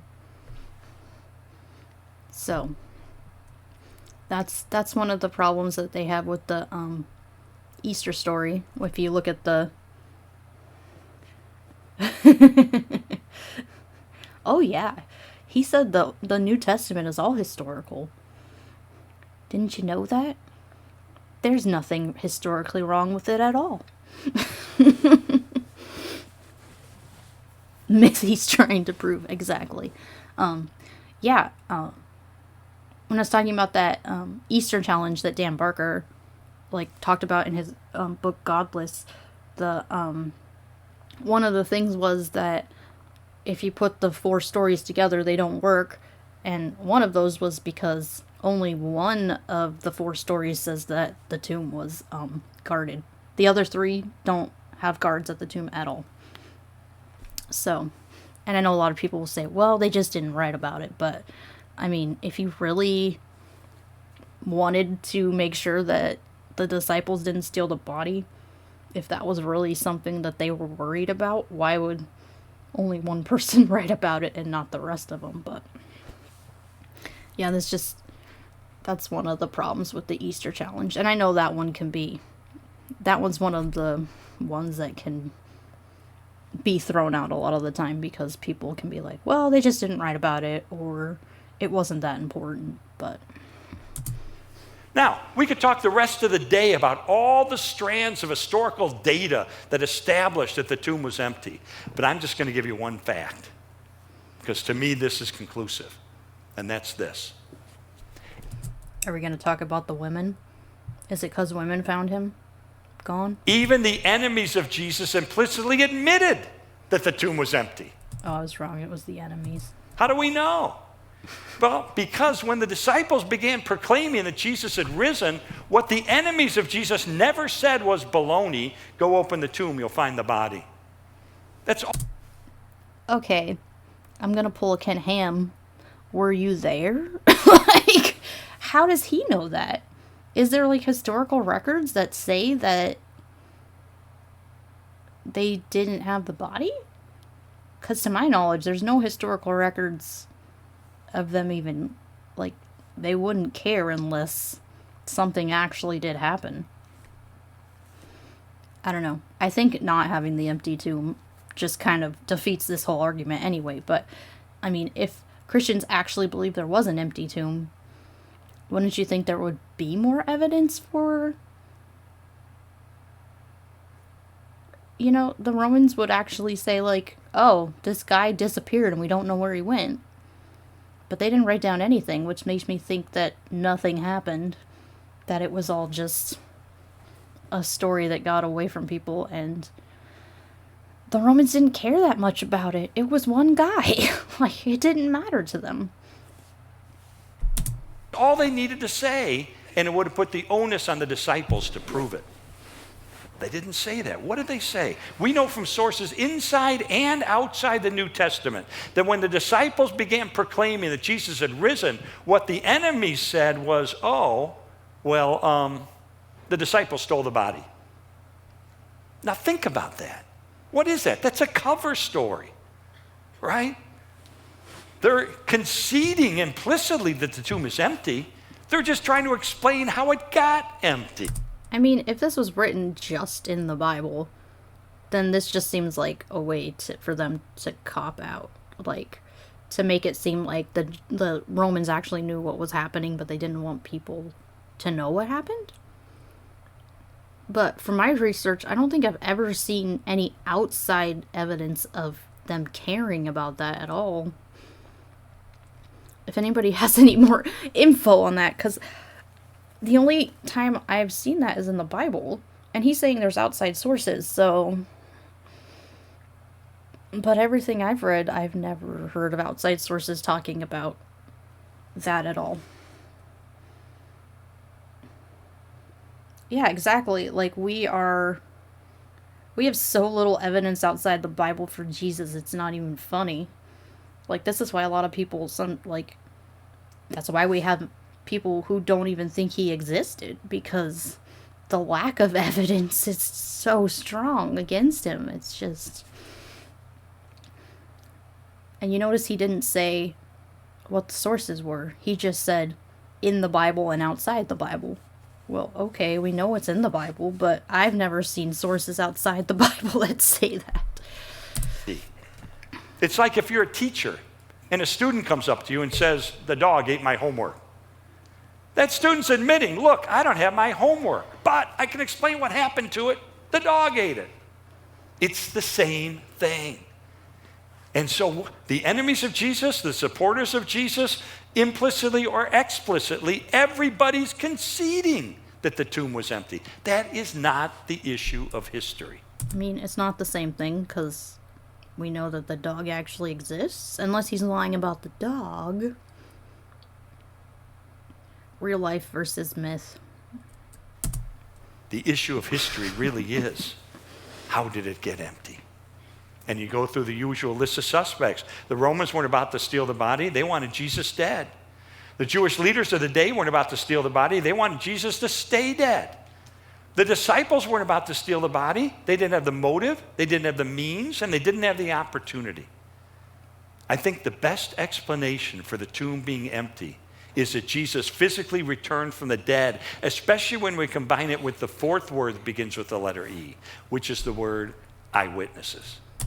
Or the tomb just didn't exist. I'm going to go with B. Not only was Jesus' tomb discovered empty, but over a period of time, Jesus appears alive in a dozen different instances to more than 515 people. This is the one that doesn't make sense either. Why would they say 500 people saw Jesus and then not name them? We have nothing to go back on that. I understand, like, the disciples, but like we said that before, with the disciples, they were close to Jesus, which means they could have been going through grief, and grief makes our brains not work correctly, and we know this. So they could have had hallucinations, or, anything could have happened, because they were not in a good mental state at that time because Jesus had been killed. But the 500 people just come out of nowhere, and we have no way to trace back to them. We don't even know who they were. This is simply a claim that we can't even, like, find evidence for, because we have no way of knowing who these 500 people were. To skeptics and doubters, as well as to believers. To men, to women, indoors, outdoors, daytime, nighttime, to groups, to individuals. The disciples touched them. They talked with them. They ate with them. And think of this. Remember I said earlier, we're lucky in ancient history if we have one or two sources to confirm a fact. Well, I do go back to the fact that I said that it was weird that he did not appear to his enemies. I mean, Jesus, like I said, could have just appeared to any Roman, like, or even the people who were in the Jewish temple who, like, wanted him dead, supposedly. I mean, all it would have taken was going to one of those people, and we would have had history written about it, because they were important people of that time. But we don't even have that. I mean, I think if you were God and you wanted people to actually believe who you were, then you would go to people who would actually matter, that down the line are gonna give you the proof that you need to believe in you. I mean, you're God, you're supposed to know all these things, right? Get this. For the conviction of the disciples that they encountered the resurrected Jesus, we have no fewer than 9 ancient sources, inside and outside the New Testament, confirming and corroborating the conviction of the disciples that they encountered the resurrected Jesus. Friends, that is an avalanche of historical. Yeah, but I wonder how many of those 9 are actually in the Bible. Because you can't count the ones in the Bible, because they were super biased, because the whole point was to make Jesus the Messiah. Data. And it transformed the disciples. We know that when Jesus is being put to death, the disciples are hiding. They're fearful. They're afraid. They're afraid they're going to get executed. They're in hiding. And yet, history undeniably shows us, just a few weeks later, in the very same city where Jesus had been put to death, these once cowardly disciples are now proclaiming with boldness that Jesus not only claimed to be the Son of God, he backed up that claim by returning from the dead. And here's the key. They were willing to proclaim that to their death. So, that's one thing I don't understand either, is they claim it was God who brought Jesus back from the dead, but, I mean, we have no evidence that it was God. Who's to say Jesus wasn't an alien? Or, they believe in Satan. Who's to say Satan didn't raise him from the dead? I mean, the lack of evidence obviously makes it, the whole story, untrue, but just automatically assuming that the being that you think is God is the one who did it without any evidence, like, that destroys the whole narrative too. Because, I mean, if Satan rose Jesus from the dead, or if Satan was Jesus, like, who knows? I've wrestled with the whole idea that, I know it's ridiculous, but Jesus and Satan supposedly are both called the morning star in the Bible. So, like, because of that, I have definitely thought about, like, well, what if Jesus was just Satan tricking everybody? Like, nobody would know. I'm just saying, and I feel like that's kind of how the Jews think, like, with Christians, because for Jews, like, Jesus is an antichrist because people worship him as a god, and that's against the Old Testament. But I don't know. I've wrestled with that idea. I mean, it's ridiculous. I wrestle with ridiculous ideas in myth, but I love history and religion, and I love to, like, just think about things and see, like, well, what if this actually happened? Or what if it had been this way? And I mean, Jesus, what if God sent Jesus to be like a test to see if people would be loyal to God or loyal to Jesus? That is one thing I've often wondered. And I mean, I don't think it's true. Obviously, I do not think it's true. But, like, that is something I've always wanted to, like, ask Christians. It's like, well, what if you're wrong? What if God was testing you with Jesus and he was really just Satan and he was pretending to be God? And Jesus was supposed to be, you know, a trickster, to make people think that he was God instead of the Israeli God. I don't know. I think about weird things. I don't know if anybody else does, but no, but I think just thinking about things like that even too is like, those are questions that if you ask Christians, like, they have no answer to, because it's like, well, he wasn't. But how do you know he wasn't? Like, how do you look at the evidence and say that was God? Like, we don't have yes, I passed the test.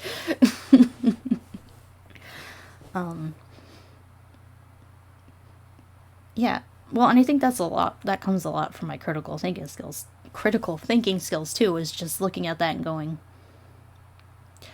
yeah, things are much different on this side, and my perspective has changed, and I see things differently and can see, like, there are so many other options, but the church just brings all those options down to one, and you just believe the one, and you don't, you know, think outside of that and be like, well, what if this was a test?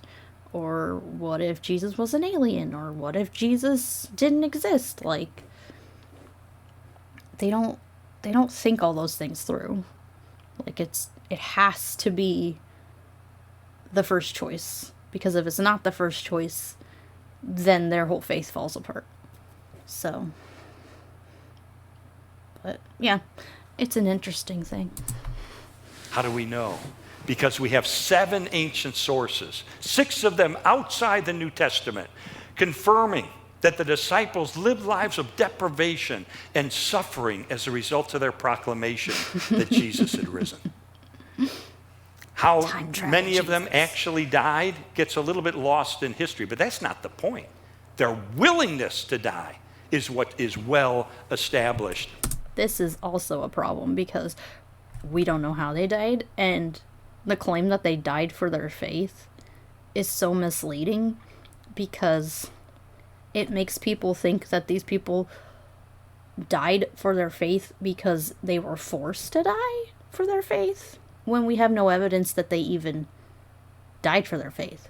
Like, they could have just died of old age, and we don't know because we don't have accurate history on that. So, yeah, that's an interesting concept too, of just people thinking that what the church tells them is true. And even he said, like, we don't know how they died, but then he goes on to say that they died for their faith, and we don't have any evidence of that either. So, yeah, he's pulling things out of his butt. By the evidence. I had a guy, president of a major American corporation, who wanted to get together with me and have lunch recently. He said, I got some doubts about my faith. And we talked. And I said, what's your biggest doubt? He said, my biggest doubt is people say, oh, the disciples were willing to die for their belief that they encountered the resurrected Jesus. But so what? Terrorists are willing to die for their faith. Kamikaze pilots in World War II died for their faith. People blow up buildings because they sincerely believe that their faith tells them they're going to go to heaven if they do that. So why is it relevant that the disciples were willing to die for their faith? And I said, oh, I'm so glad you asked that question, because that was one of the biggest objections I had to. And here's the answer. A terrorist today is willing to die because they sincerely believe and they have been taught that if they die that way, they'll go to heaven to be with their God. Okay, so you can sincerely believe something and still be wrong. So is that where he's going? Do they know We'll for see. a fact they'll go to heaven? No, they can't know for a fact. But they believe it very strongly, and so they're willing to die. Here's the difference. Of all human beings who've ever lived on planet Earth, the disciples were in a unique position. They were there. They touched the resurrected Jesus. Oh, so we're pulling a Ken Ham the opposite direction now. Because they were there is proof that it was all true. Okay, but we don't even know... Okay, here's the thing. We don't know who the disciples were. We don't know what they believed. We don't know their personalities at all. We don't even know if they were real people. And you're going to trust these people that you don't know? That they're going to tell you the truth?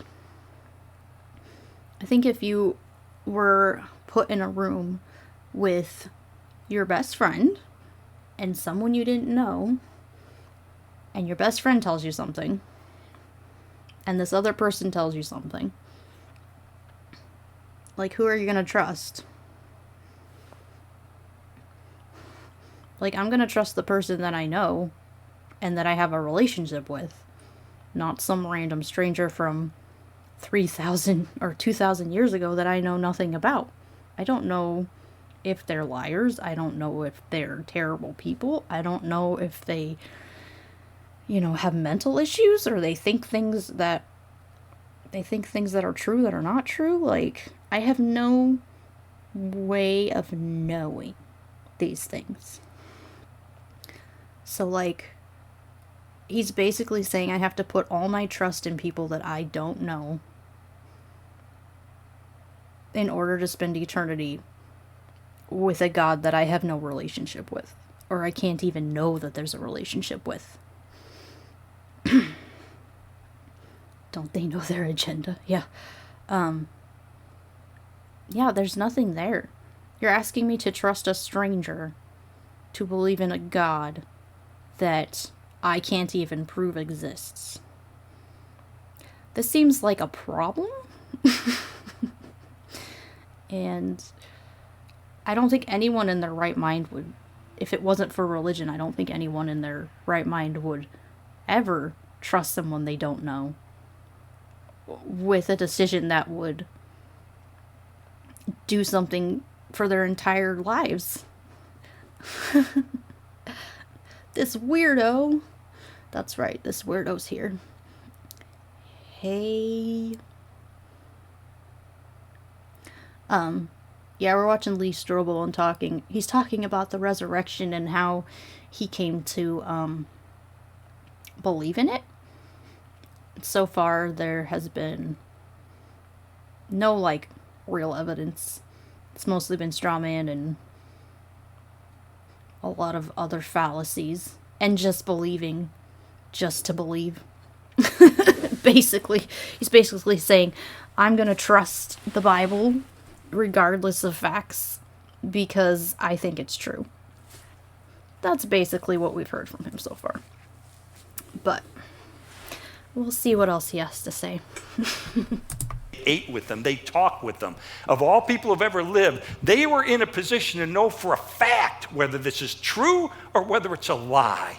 And knowing the truth, they were willing to die for it. That's the difference. That tells me something. I thought I was the weirdo. Oh, that's fine. Yes. About the veracity of their beliefs. Friends, I spent 2 years of my life investigating the minutia around the resurrection of Jesus. And it all came down... He spent 2 years of his life investigating anything that would make Christianity true. He went to people that were completely biased towards the Christian idea and didn't look into actual science or anything else. It was all people who had already believed that the Bible was true, and they were going to use their biases and what they believed in their own world. I mean, when I read The Case for Christ, like, most of the people he only talked to like one person from like each place, and they were all Christian people. Like, he didn't go to atheists and be like, what do you think about this? Or, is there evidence for this? Is there science to back this up? Is there outside documents to back this up? He's very much stuck on the idea that the Bible is true and it's a historical book, which we know it's not. We've been through that. So, to a Sunday afternoon. And I said to myself, the evidence is in. After 2 years, I need to reach a verdict. A good juror reaches a verdict. And so I never want Lee Strobel to be a juror in my trial if I'm ever convicted of something. Make that known, please. He seems to have a problem with finding good evidence for anything. I reviewed all the evidence I had, all these documents, all these files, all these books, and I looked at them once more, and then I kind of stepped away and I said, wait a second. In light of the avalanche of evidence that points so powerfully toward the truth of Christianity, I realized it would take more faith to maintain my atheism than to become a Christian. The scales just went like this. Well, the fact that I don't have faith to be an atheist kind of destroys that whole thing.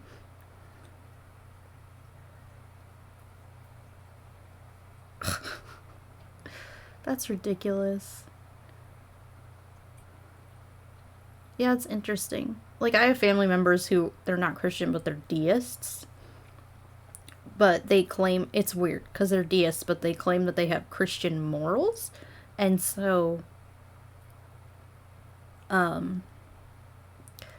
like, they get really upset. Like, I had someone in my family, like, I asked them, because they, like, do, editing and stuff for, like, videos, and I was like, hey, do you want to, like, help me start my YouTube channel and edit and stuff? And they were very, like, oh, okay, yeah, we'll do that.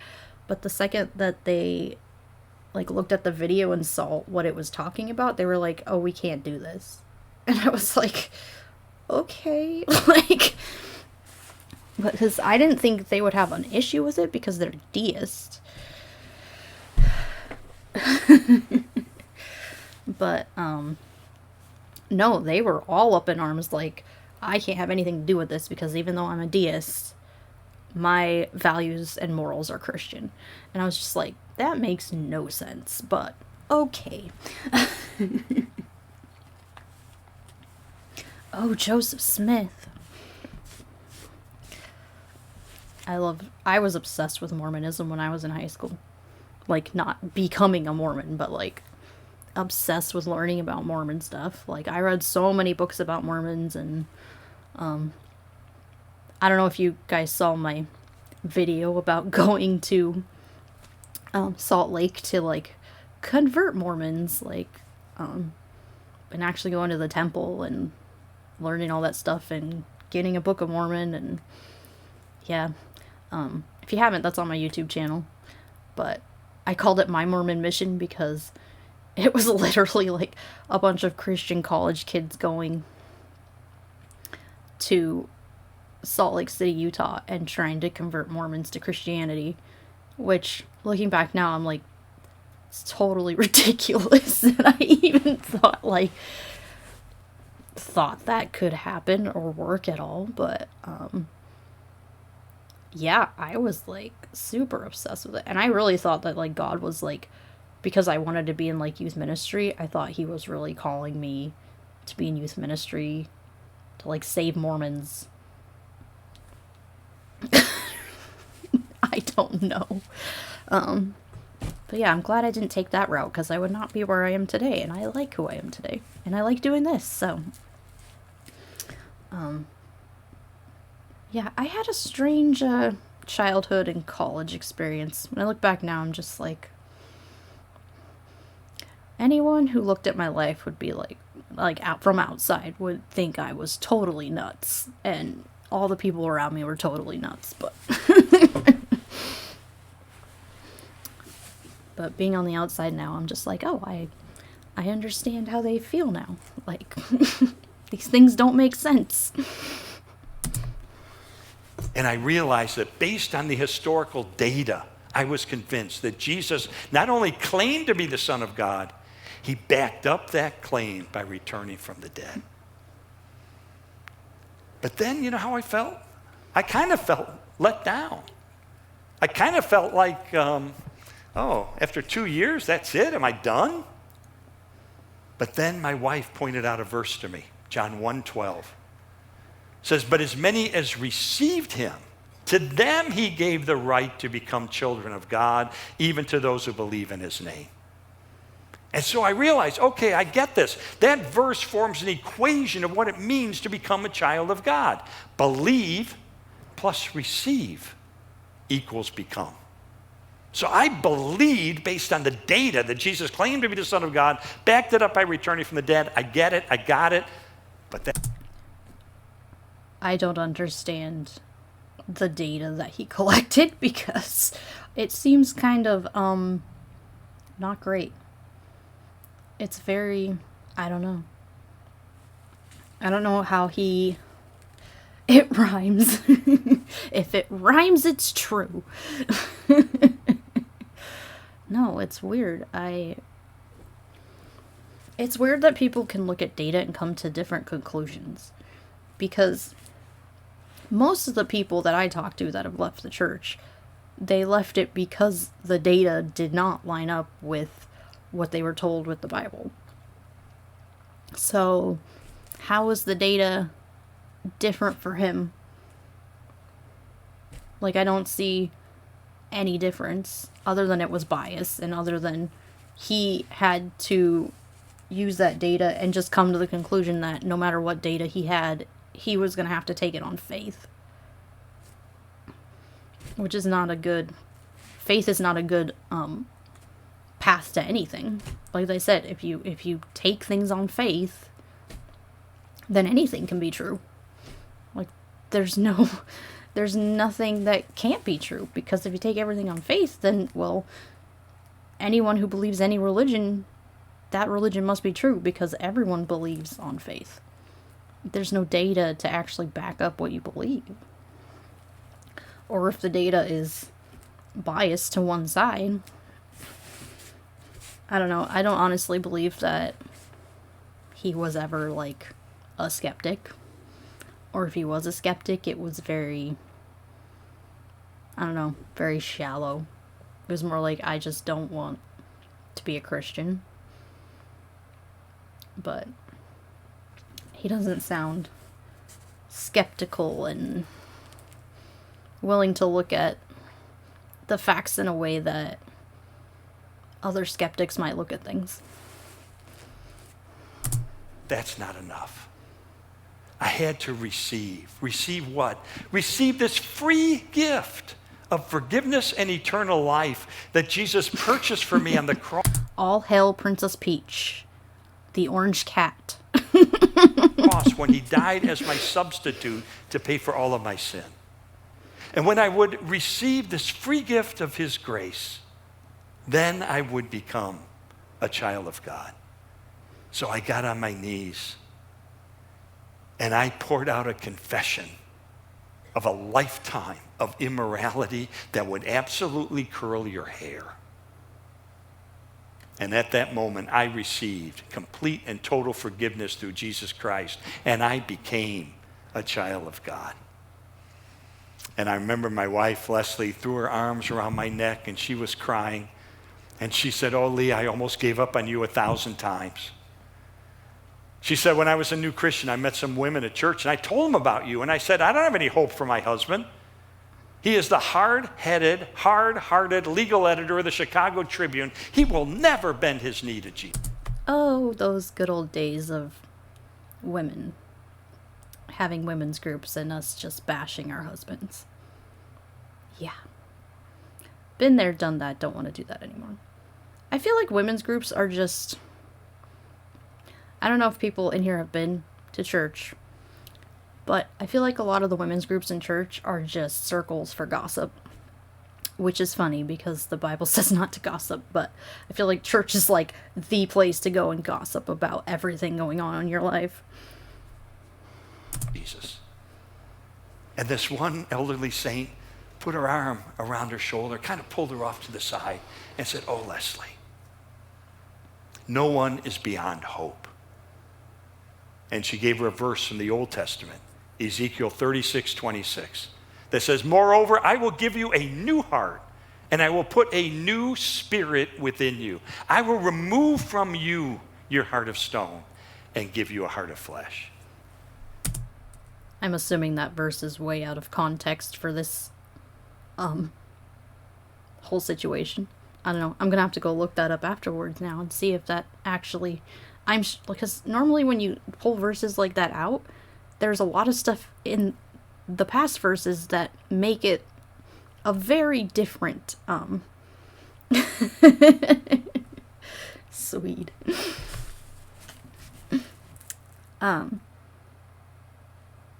Yeah, it's funny that Christians tell us we pull things out of context, because like they'll do this too. Like, I'm sure if I go back and read the passages before that, it's talking about like a specific person or a specific like nation or people or something, not the situation that's happening now. And what I never knew during that whole 2 years I'm on that investigation is that behind the scenes, every day, my wife was on her knees praying that verse for me. And can I tell you what happened? Starting on that Sunday afternoon, now that I had received this free gift of God's grace, become a child of God, and then over time, as I was baptized, as I learned to read the Bible with fresh eyes, as I learned to pray, as I learned to worship, God began to answer Leslie's prayers, because my values changed, and my character changed, and my morality changed. Or you just decided that you were going to change. Just saying. I don't think God had anything to do with it. I think a lot of it was magical thinking, and thinking that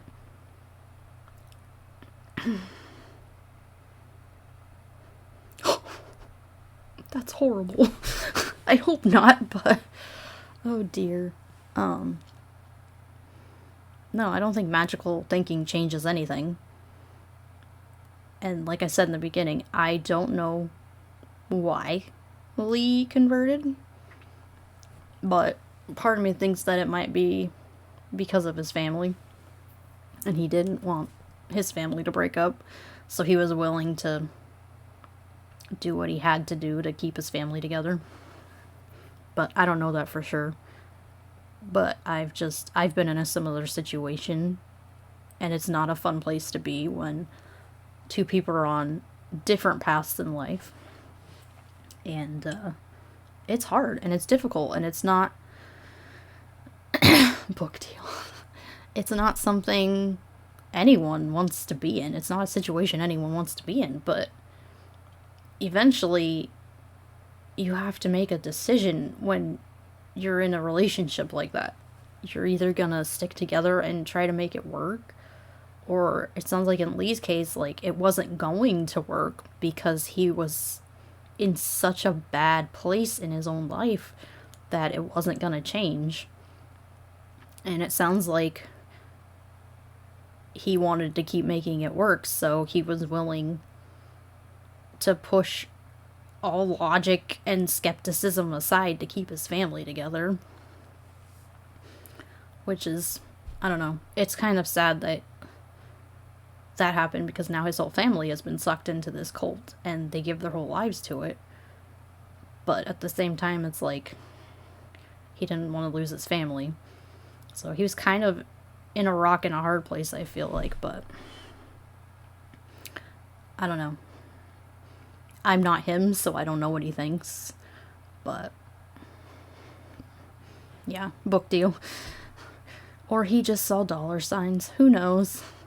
I think a lot of people who start going to church and actually write books and stuff definitely can see the dollar signs. And my worldview, and my philosophy, and my relationships, and my parenting, and my marriage. I mean, all these things over time began to change for the good. So much so that my little daughter, Allison, she was 5 years old when I came to faith. And all she had known the first 5 years of her life was a dad who was absent, angry, kicking holes in walls, coming home drunk. Can you imagine? 5 years of your life, that's all she knew. You know what she did? Starting on that Sunday afternoon, she started to watch. Something's changing with my dad. Something's different with my dad. Something's new with my dad. She never studied archaeology, never interviewed a scholar. She was 5 years old, but she could listen, she could watch, she could observe, and she did. And it took about 4 or 5 months. And then one Sunday morning, she came up to Leslie. You know what she said? I want God to do for me what he's done for Daddy.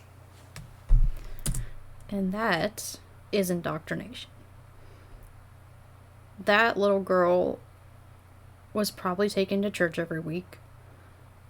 And yeah, his behavior and things probably changed, but I don't know if that is what affected her. I wasn't there. But I mean, if he had still been an atheist and changed, she would have... Yeah, that story is definitely sus, because if he had been an atheist and had went and got mental help and got help for his addictions and changed in that way, would she have said it was God, or would she have said it was more of a medical thing? I mean, she was 5 years old. She didn't have the capability to know what God was. She didn't have the capability to know, like, mental health and things like that, so... And it's always sad to me, like, I remember one time when I was in church, they did, like, a whole sermon on, like, when people convert to Christianity, and, like, the highest percentage of people that converted were, like, under the age of 8 or something, and then the older you get, the harder it is to convert people, and they were talking about that, and they're like, this is why you need to have your kids in church, because it's so important. Like, they need to know God, and they're not, if they don't do it now, later in their life, they're not going to do it. And when I was in church, then I was still a Christian. I was like, oh yes, I need my kids in church. They need to know about God. They need to understand these things. They need to be in the Bible. But I look back on it now, and I'm just like, they are literally telling me to pray not only on my children, but to pray on other children to get them to believe something that they are not capable of, like, understanding in their, like, the state of mind that they are in. There's no way. Like, they just, I don't know. They don't have all of the knowledge there to even make that decision. So, like, a 5-year-old coming to Jesus, like, people in the church will have a party and celebrate and be excited, but it completely destroys any skeptical or, like, critical thinking at all. You have completely shut off that mind of that child to only follow what you tell them to follow. And that's a dangerous thing. And it's gotten a lot of people into bad situations that they can't get out of. So, I think it's a horrible thing. And if my well, I don't have a 5-year-old, but if I had a 5-year-old and he came up and said he wanted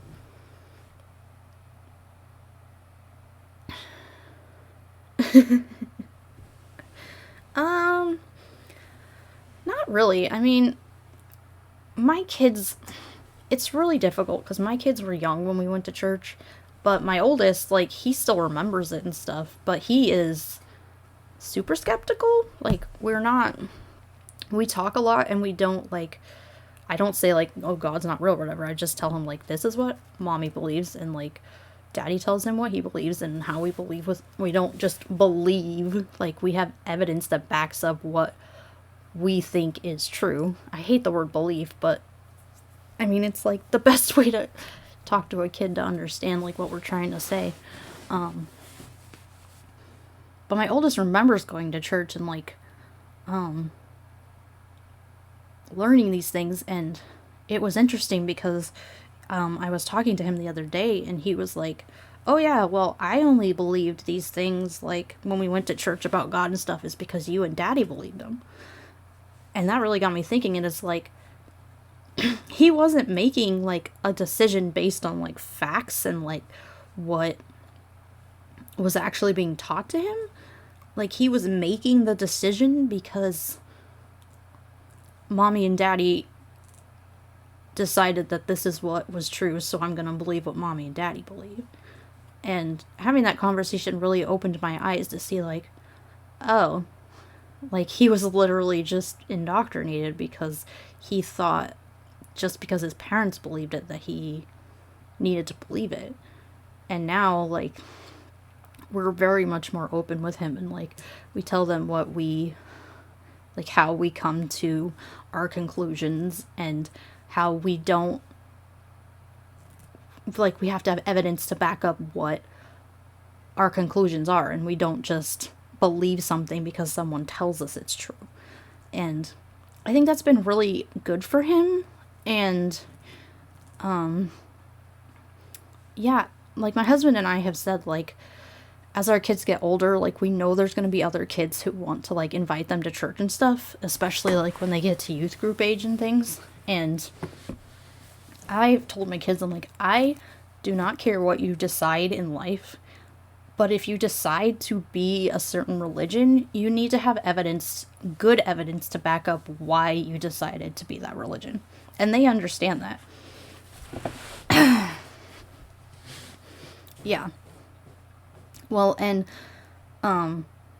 yeah, right now my kids, like, they have no interest in church. Like, they're still young enough that, like, it's just boring and they don't want to go, and, they don't see a reason to go right now. But I think as they get older, especially, like, in their teen years, when there's other teenagers around and there's people going to church and they're, like, you know, how a lot of teenagers are, like they want their friends to go with them and they want them to explore different things and just see those different sides of people. And like my husband and I have said, like, we don't mind if they go, but we're giving them the skills now, the critical thinking skills now, to actually look at the evidence and not just get sucked into any of the religions out there in the world. And I've told them, I'm like, I don't care if you guys are Christian. Like, you can be Christian, but please, if you're going to be Christian, have good evidence to back up why you are a Christian. Don't just come to me and be like, someone told me it was true, so I believe it. Like, that's not how I want my kids to be raised, and I want them to have those critical thinking skills to go, well, this doesn't seem true, but I'm going to look at the evidence and see if there's good evidence to back up what is true. And yeah, so that's the big thing with our family, is just making sure that they have those skills in life so that they can make their own decisions. Because I feel like a lot of times kids don't have the skills to make those choices. Like, those choices are pretty much forced on them from birth. Especially with me, like, and my husband, like, both of us were raised in Christian households. Like, our families were very much in the church. Like, his mom is a deaconess and his dad's an elder, and my dad was trying to be like a youth minister, and my mom was like a children's ministry person. So like, we were in church. Nice. We were in church like every Sunday morning, every Wednesday night, and like anytime we had any church events, like they came first. And I mean, I went to private Christian school, so like my entire life was Christian. Like, I lived in a bubble, basically.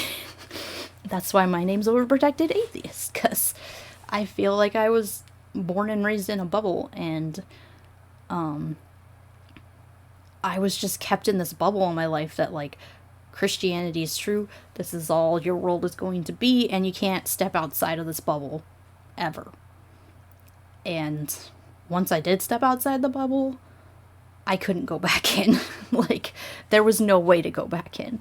So, yeah, I think it's really important to give kids those critical thinking skills. And yeah, I have no problem with my kids choosing what they choose. I just want them to choose it. Well, one, I want them to choose it because I feel like a lot of kids aren't given that choice. And two, I want them to choose it because they have good evidence to back up why they chose it.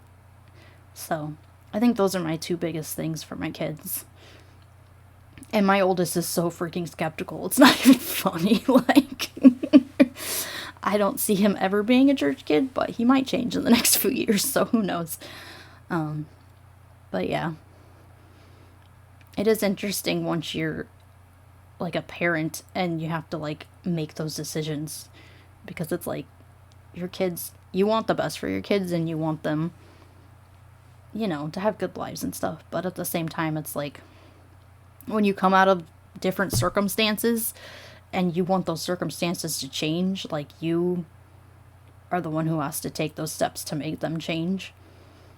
And so my husband and me are kind of like, we're an experiment from our sides of the family, because everybody else, like, from our families are all Christian and they're all raising their kids Christian, and yeah, and we're the only ones in the family who aren't. So it's an interesting dynamic, and it'll be interesting to see how they grow up and how, like, their cousins and stuff grow up, and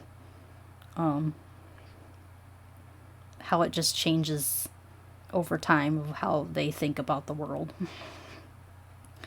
But yeah, I think it's important for kids to have those skills. And I don't want, like, even just for cults too, like, not even Christianity. I think about all these cults people get sucked into, and like, they don't know how to get out because they've been tricked, and they don't know why they've been tricked, and they think they're in the right place and they're not. And I just don't want them to ever be in a place where they feel like they're trapped and they can't get out. And at age 5, my little girl received this free gift of God's grace, became a child of God. Today, she's married to a seminary graduate. She's a novelist. She has half a dozen books of fiction that have been published, but they all have woven into them the message of Jesus. She is the mother of 2 of my 4 precious grandchildren. And today we're the best of friends. And same thing with my son. My son saw at a young age the difference God was making in his mom and his dad and his sister, and he came to faith at a young age. Yeah, this is the thing that makes me sad, is like, those kids, it's hard because if he had stayed an atheist, I don't know if he would have changed. But I mean, those kids had no choice in the matter of how they were raised at all. Like, they weren't given an option, like, do you want to be a Christian? Do you want to follow Jesus? Like, they were, I mean, from the time that little girl was 5 years old, like, it was drilled into her head, and she was never given that choice. So, I mean, to me, that's sad, because I think she probably missed out on a lot of things, and she doesn't even realize that she did, because she's in this religion. Too, but he took a different approach. He took an academic approach. Got an undergraduate degree in biblical studies, got a master's degree in philosophy of religion, got another master's degree in New Testament. And then after many years of research and study at Yale University and at the University of Aberdeen in Scotland, he was awarded his PhD in theology. And you know what he does today? He's a professor at one of the largest Christian seminaries in America, teaching young people about Jesus Christ. And 5 years ago, his wife gave birth to our first grandson. And he named him after his dad. Friends, God rescued our family. He healed our family. He changed my son. He changed my daughter. He changed my wife. He changed me. And now Leslie and I just celebrated our 46th wedding anniversary together. And now we're raising grandchildren. And you know what they do? My little 13-year-old Abby and 10-year-old Penelope are part of a little youth group that goes down to the inner city of Houston, and they talk to homeless people about Jesus. And they take their hands and they look them in the eye and they say, "What can I pray for you for?" So they do nothing. They don't go down and give them food or blankets or, help them find a shelter. They just sit there and pray for them. This really frustrates me too, because if I was a homeless person, the last thing I'd want was for people to pray for me. I would want people to have kindness and show kindness towards me and just, do something. I don't know how anyone thinks that prayer is the answer. And I live in a place that has a lot of homeless people. Like, we're like the capital of homeless people, I feel like. And they're everywhere. Like, there's tents all along the highways and the freeways here, and people holding signs, and it's crazy where I live. And like, that's another thing that I've been like teaching my kids is like having compassion and having, seeing these people as people and not just, oh, they're in a bad situation because they got themselves in a bad situation. It's like some of these people might not have gotten themselves in a bad situation. Like, sometimes life throws curveballs and you don't understand why. And I know one time that really sticks out for yeah, you do wonder that, huh?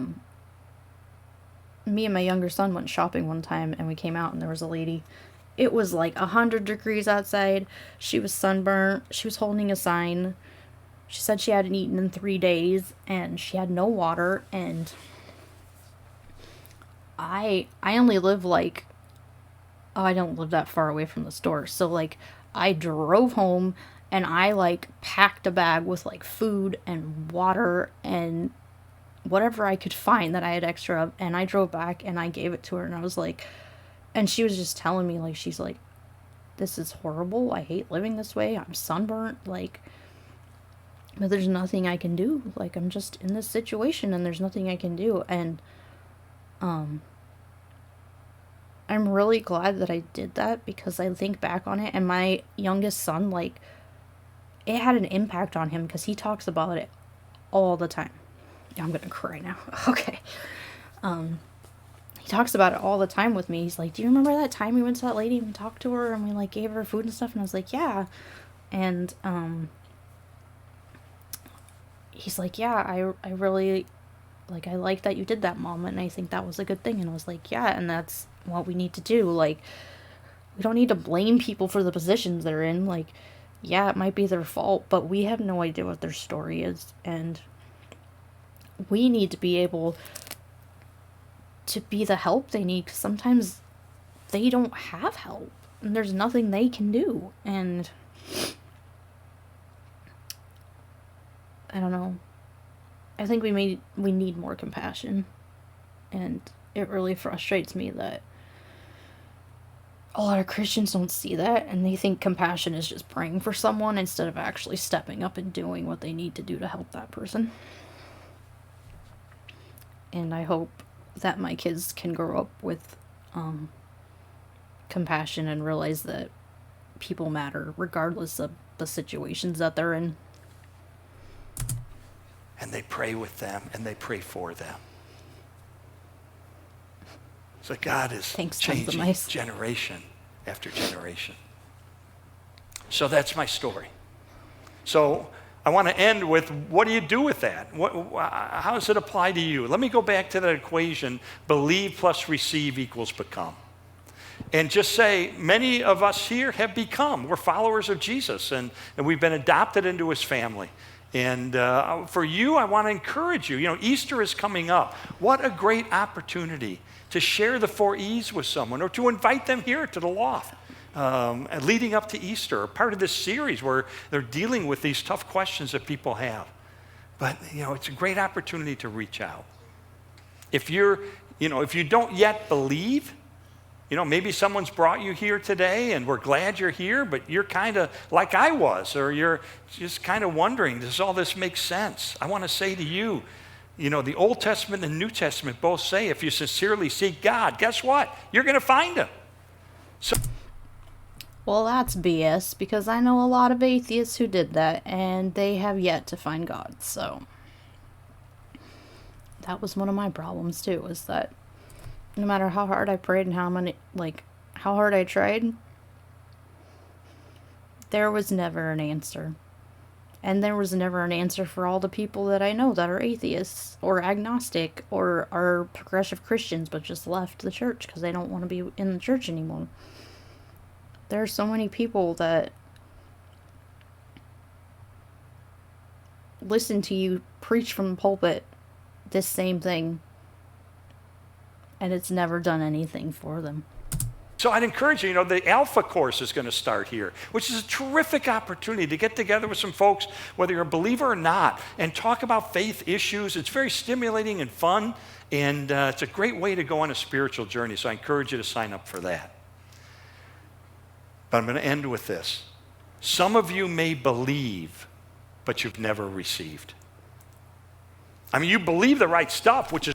All right, I think I'm done, because I think he's going to go into a altar call, which I don't need an altar call. I've been to many of those. Yeah, this was fun. It's fun to see everybody pop in and out and talk, and yeah, I enjoyed this. I hope everybody else enjoyed it too. So thanks guys for coming. Thanks for